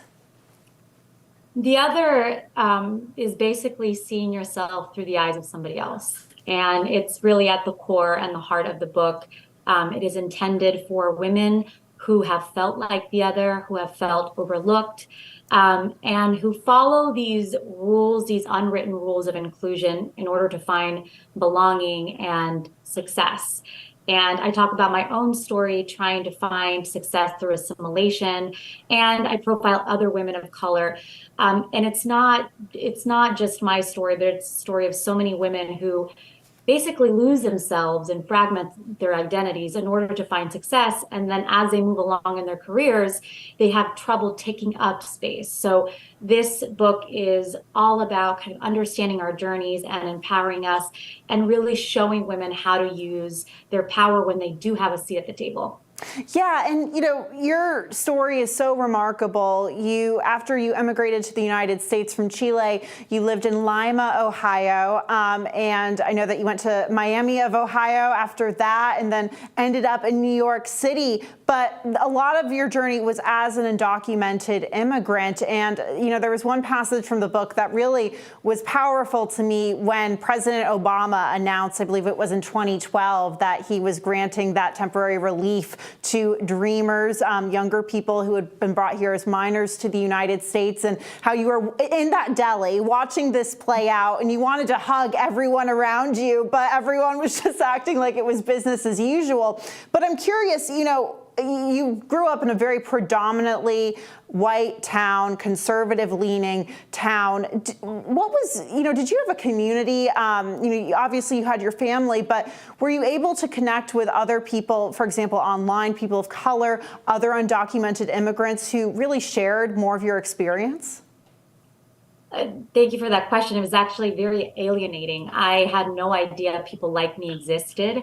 I remember being 15 and 16 years old, not knowing that there was another undocumented person. I was kind of looking in the corners of the internet for community boards to try to find people like me. And so thank you for bringing up that moment in the deli when President Obama delivered his speech on executive action, because it didn't just give me an opportunity to have an identity, an ID, but it allowed me to understand that there were almost 1 million people like me.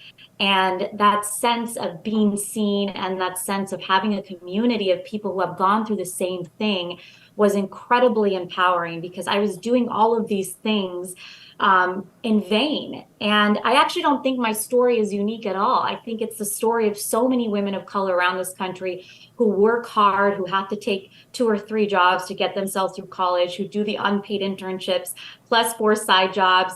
For me, I know you read this, but lying on my resume and saying that I lived in New York City so that I could get a call back for an unpaid internship in New York. And so it's that grit and resilience that is a great thing to have. But in the book, I talk about how in some ways, as you move along, you operate on those same rules, and it doesn't always lead to success. Yeah, and you also talk about essentially imposter syndrome. And I think women in general go through this. I go through this. But for women of color, there's an added layer to it. And it's a whole other ball game of feeling that, you've reached this point in your career, or you're in this program in your education, and you just almost sometimes feel like you don't necessarily deserve it, or you're wondering, why am I here? Why me? How can we as women, and of course, particularly women of color, push back against that feeling of imposter syndrome? Well, first, it's understanding the context of which we hear or feel that way. If we're talking about women of color, I've interviewed a lot of women of color for my book, and I've done research on this. The women that are coming up actually don't have a confidence problem. What they're actually up against is real microaggressions and covert and overt racism. And so when we talk about imposter syndrome and kind of feeling like you don't deserve to be there, a lot of these women have been made to feel like they don't deserve to be there through microaggressions and through covert and overt bias. And so it's something that's important to understand, because the message in the book is that it's not you.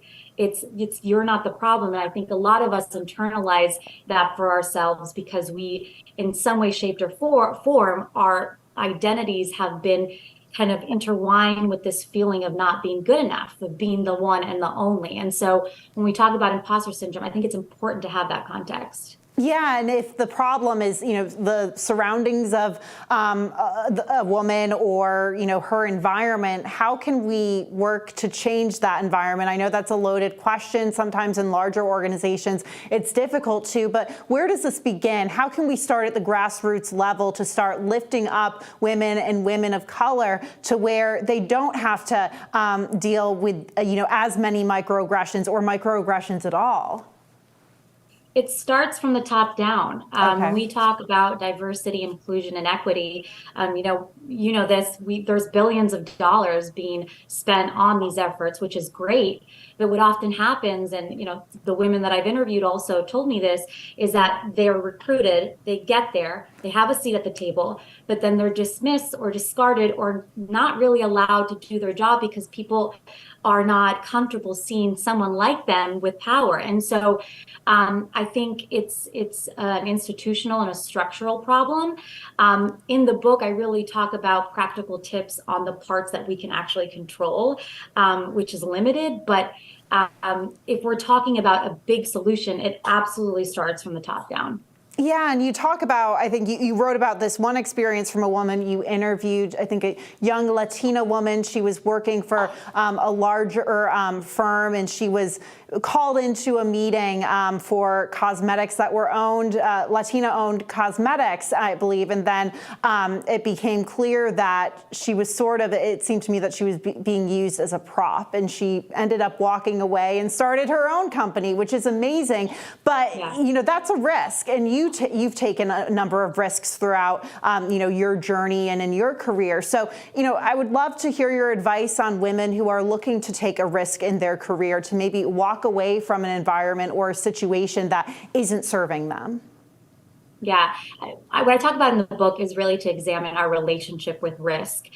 For a lot of women who started out with little, or women of color, there's a sense that if you mess something up, or if you don't do the right thing, then that opportunity is fleeting, and then it'll be automatically taken away from you. And a lot of us haven't seen that generational opportunity open up for our families. And so when you are the first and you are the only and you have that seat at the table, it can be intimidating to take that risk. But I think the pandemic also showed this, that women having a seat at the table but not being able to use it, there is a burnout and there's a frustration. And so this is what you're going to see. And this is a call to companies to say, if you don't give women equity, they're going to burn out and they're going to go out and do their own thing. And, I think it's one of the reasons why you see so many numbers of entrepreneurial women, especially women of color, that are sort of coming up in these last couple of years, because they are not seeing that equity in their workplace. Yeah, absolutely. And you bring up such an important point about the seat at the table. We use that phrase so much, but what's important is that we can use that seat of the table and use our voices and empower those around us to use their voices. Daniela Piera Bravo, thank you so much for joining me. Julia, thank you so much. My next guest is Hannah Freed, co-founder and executive director of All Voting is Local and All Voting is Local Action. All Voting is Local is a nonpartisan organization that seeks to make voting safe, fair, and accessible for all. Thank you so much for joining us.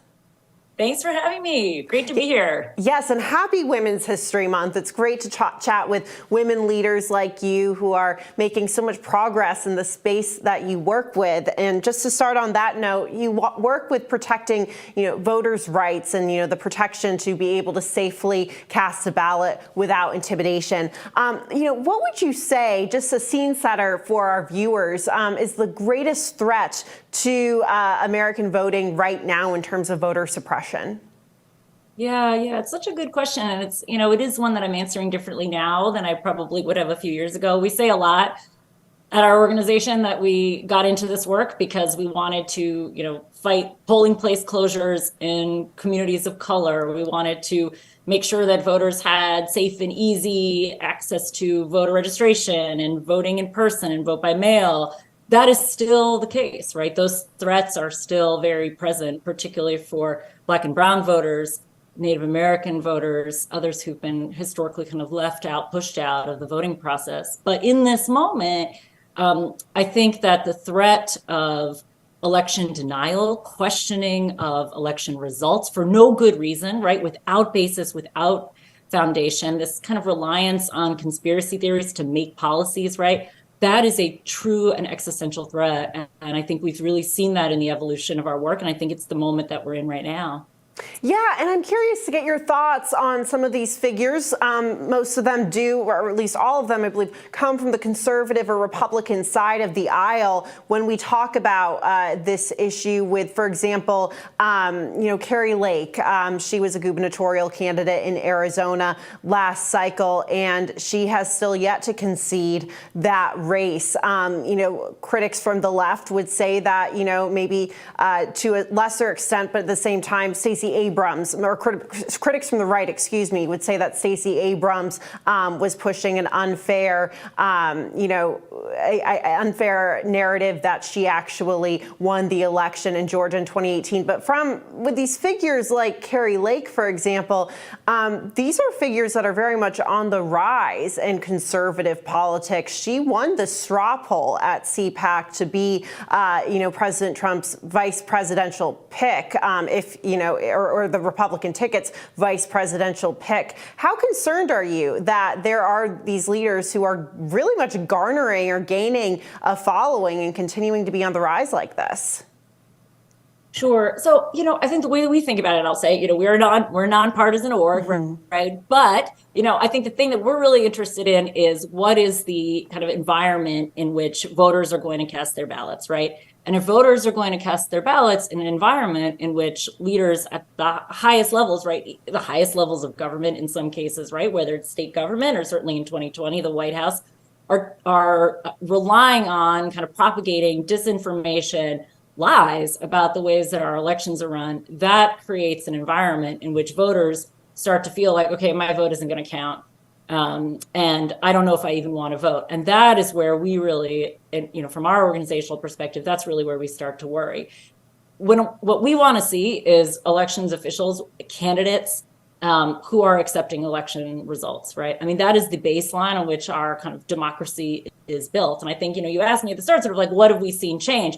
I think there are certain things that we all used to be able to agree on. I don't think that's the case anymore. Yeah. And I think our system is really being pressure tested, right? Because it wasn't built for these kind of outlier cases, right? Where you've got people absolutely for months refusing to concede.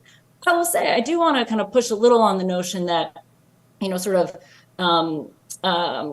drawing comparisons, between everybody who kind of questions the fairness of our system. I mean, we question the fairness of our system all the time. Voter suppression is real.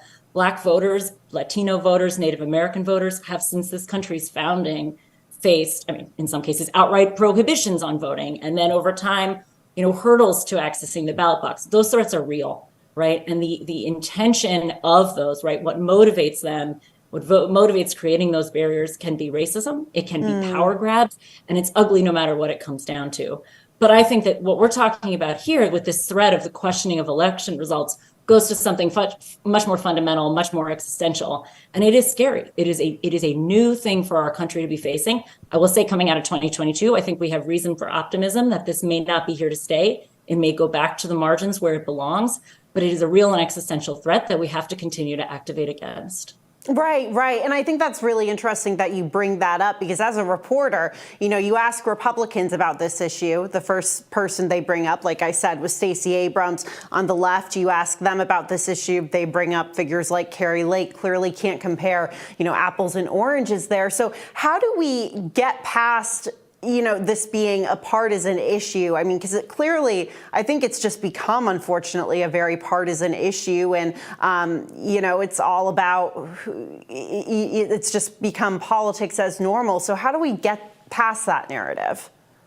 Yeah, I mean, look, I'm an eternal optimist, I would say. There was a time not so long ago where there actually was a lot of common ground to be found here, right? I mean, if you think about the reauthorization of the Voting Rights Act, about 15 years ago, right? Mm-hmm. There has been bipartisanship in how we approach sort of fundamentals of voter access. That is not where we are now, right? But I will say, as I mentioned a minute ago, I think coming out of 2022, I think we really did see a repudiation of election denial. And I don't just mean electorally, although, there's been plenty of commentary about that too. I mean, in the way that votes were counted, right? We saw elections officials stand up and say, I'm going to follow the law here, right? And these are the facts, and I'm going to stick with them. And that is what we need to continue to see. And I think voters supported that. Voters certainly turned out to ensure that their votes would count. And I think it is that kind of, bravery, frankly, but that will blaze a trail for us forward, just like it did in 2022. Right, absolutely. And I want to talk about, sort of growing voter turnout and, making it more accessible. Stacey Abrams did do an incredible job in 2020 at making sure more voters of color, more women, more voters who, had trouble getting to certain polling places and such, that they were able to vote. And it did end up making a difference. How can we see that system replicated throughout the country? I mean, can you take that blueprint in Georgia and expand it across the country? Yeah, and it's not limited to Georgia, though certainly there too. I mean, we saw even in this past election, we saw big gains. Michigan, voters passed Proposition 2, which expanded access to vote by mail. It expanded access to early voting, right? These are, voters show that this is what they want. They show it through their votes, like with Proposition 2 in Michigan, and they show it with their actions, right? Voters use these options when they are available to them on both sides of the aisle, I'll say, right? I mean, that's why some of this stuff is so wild. Vote by mail is wildly popular. People used it in the pandemic, certainly, but people have used it for decades at this point. And voters of all kinds, of all stripes, right?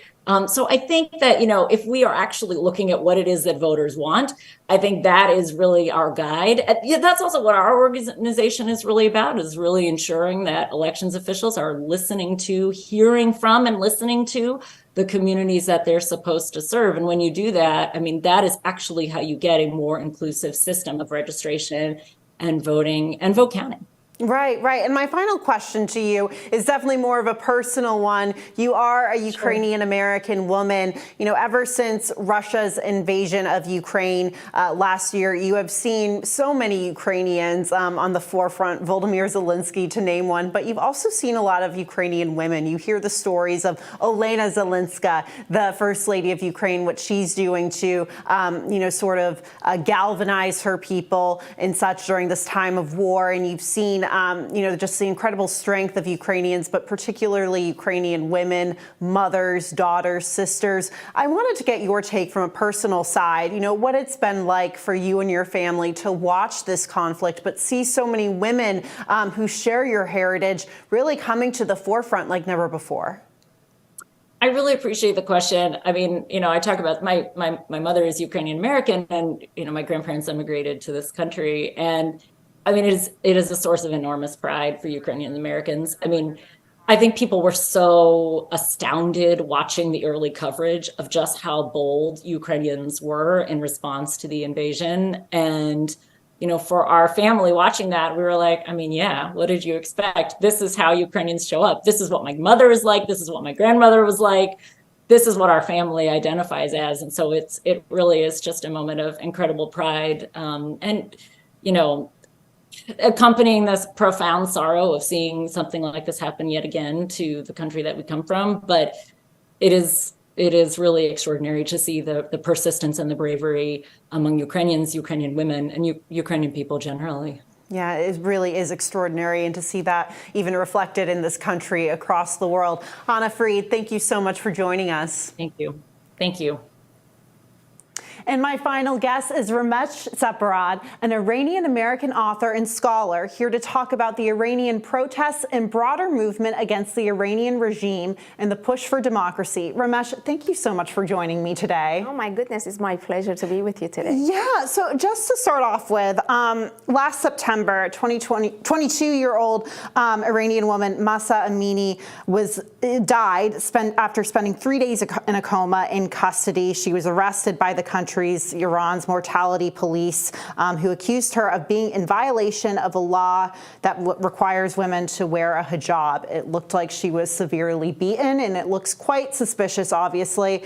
We saw protests beginning at her funeral, and it's turned into such a global movement. This isn't the first time we've seen protests and demonstrations from Iran, reach outside of the country's borders. But talk about how this has really exploded into a global movement in support of Iranian women. Absolutely. Mahsa was the trigger. She was the trigger not just for the internal uprising that reached across all of Iran, but also a global movement.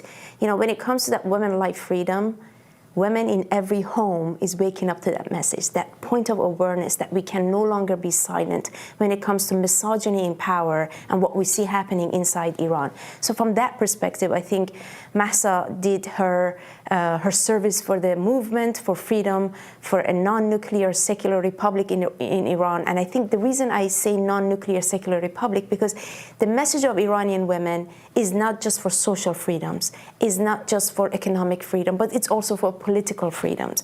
And if you look at Iran's history, in fact, over the last 4 decades, women from all walks of life have been protesting. We just haven't heard about them.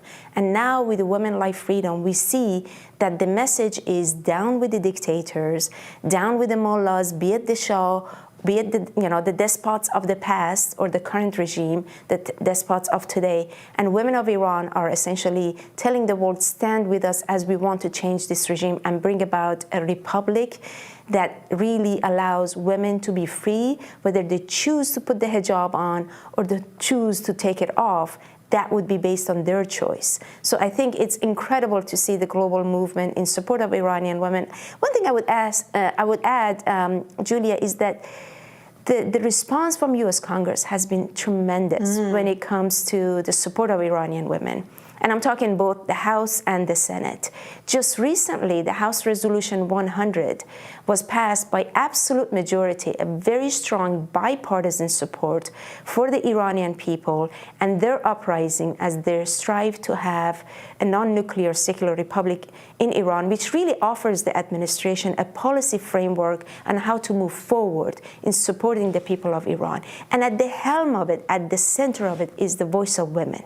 At the center of it is the 10-point plan by a female leader, Mayam Rajavi, who has offered what does it look like when this regime is gone, when we could have a secular Iran, when we could have a modern judicial system, free and fair elections, end of the executions, abolishment of the death penalty in Iran, peaceful coexistence with our neighbors, and as well as adherence to all Universal Declaration of Human Rights, all of the international treaties, so that Iran can in fact come back to the international community in a more meaningful and a more productive way versus what we see today in Iran. Yeah, and it was 43 years ago on International Women's Day where the Iranian regime after the revolution really got its first taste of women in Iran pushing back against the restrictions that that they would face for the 40 years that followed. Talk about the role of Iranian women and pushing back against the regime. You had the revolution, obviously, in 1979, and then in 2009 there was the Green Revolution, and now we're in this, this period of protest. I mean, first of all, is this a revolution, and how are women at the head of it? Yeah, that's an excellent question. And the only answer I can give you is we have to look into the slogans that's coming from inside Iran. The slogans of the protesters is, don't call it a protest, it's a revolution. So, and it's a revolution on all fronts. It's a revolution to really uproot misogyny that's in power under the mullahs. If you look at Iran's constitution, they have brought such restriction on women's lives. And you talked about the very first March 8th International Women's Day in Iran, right after the revolution. And it was the Iranian regime's thugs and those who attacked the women, and it was the progressive women, it was the various opposition groups at the time, the political groups that had some political freedom to express their platform for a free Iran. But the Iranian regime used religion as a weapon to consolidate its power in the first decade of the revolution. And if you look at the record of human rights violations in Iran, for example, in 1988, there was a massacre of 30,000 political prisoners in Iran. Many of them are women from all ages. We're not just talking a certain age group. We're talking children as young as 13 years old, teenagers, all the way to grandmothers as old as 73 years old. So this is a regime that doesn't really think about women's right in just targeting a certain sector of the society. Is women, just because you're a woman, you have an enemy in this regime, and it's what we call a gender apartheid that they have established in the country. So once you look at it from that perspective, you understand why women have been willing to pay the ultimate price and be able to be standing up for their rights, whether they're facing torture or execution, and not backing down because they want freedom, not just for themselves, but for the Iranian society. And it's only natural that you see women have reached the leadership role in fighting this regime over the last 4 decades. If you look at even the protests in the recent months, women and girls have been on the forefront of organizing these protests. There are resistance units that are formed inside Iran that are women are key element and key part of those resistance units. And again, at the end of the day, we believe women who are the agent for change are going to bring this regime down. and establish a republic that would be serving the Iranian society, that would be free and democratic. Unfortunately, over the past month, we've seen really horrific headlines out of Iran about poisonings, and these poisonings seem to be happening to young women who have connections to some of these protests, these demonstrations. What more do we know about these poisonings, and what is being done about this in Iran? That's right. I think these poisonings, from the reports that I'm seeing and I'm receiving from inside Iran, are intentional. My own family member their children were targeted of these poisoning. But you have to remember, the young girls who were in the streets protesting over the last several months are actually the ones that are making this regime be frightened of them. And the regime is trying to use what's happening in Afghanistan and try to, what I call a copycat, target the young girls in Iran with their poisoning plots against these schools. At the end of the day, if this regime is in power and able to crack down the protests and arrest the protesters, why can't they find the people that are behind these poisoning of the schools? And everyone in Iran essentially says it's the regime that's behind these poisoning, and it's intentional, and they're trying to create a distraction for the Iranian society so that parents and their daughters are not going to the streets protesting. But what we see is the courage of Iranian women.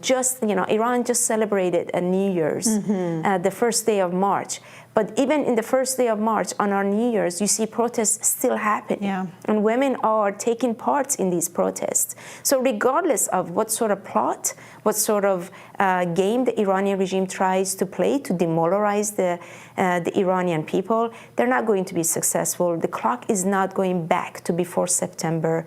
People are marching on until they bring this regime down and establish a democracy in Iran. Those of us watching what's happening from the United States in the West, we're getting a very, sort of altered view of what's happening. We know that there's some Western outlets that have been let into Iran, but it seems like they're being closely monitored by the regime. Final question, what's it like to be a woman in Iran right now?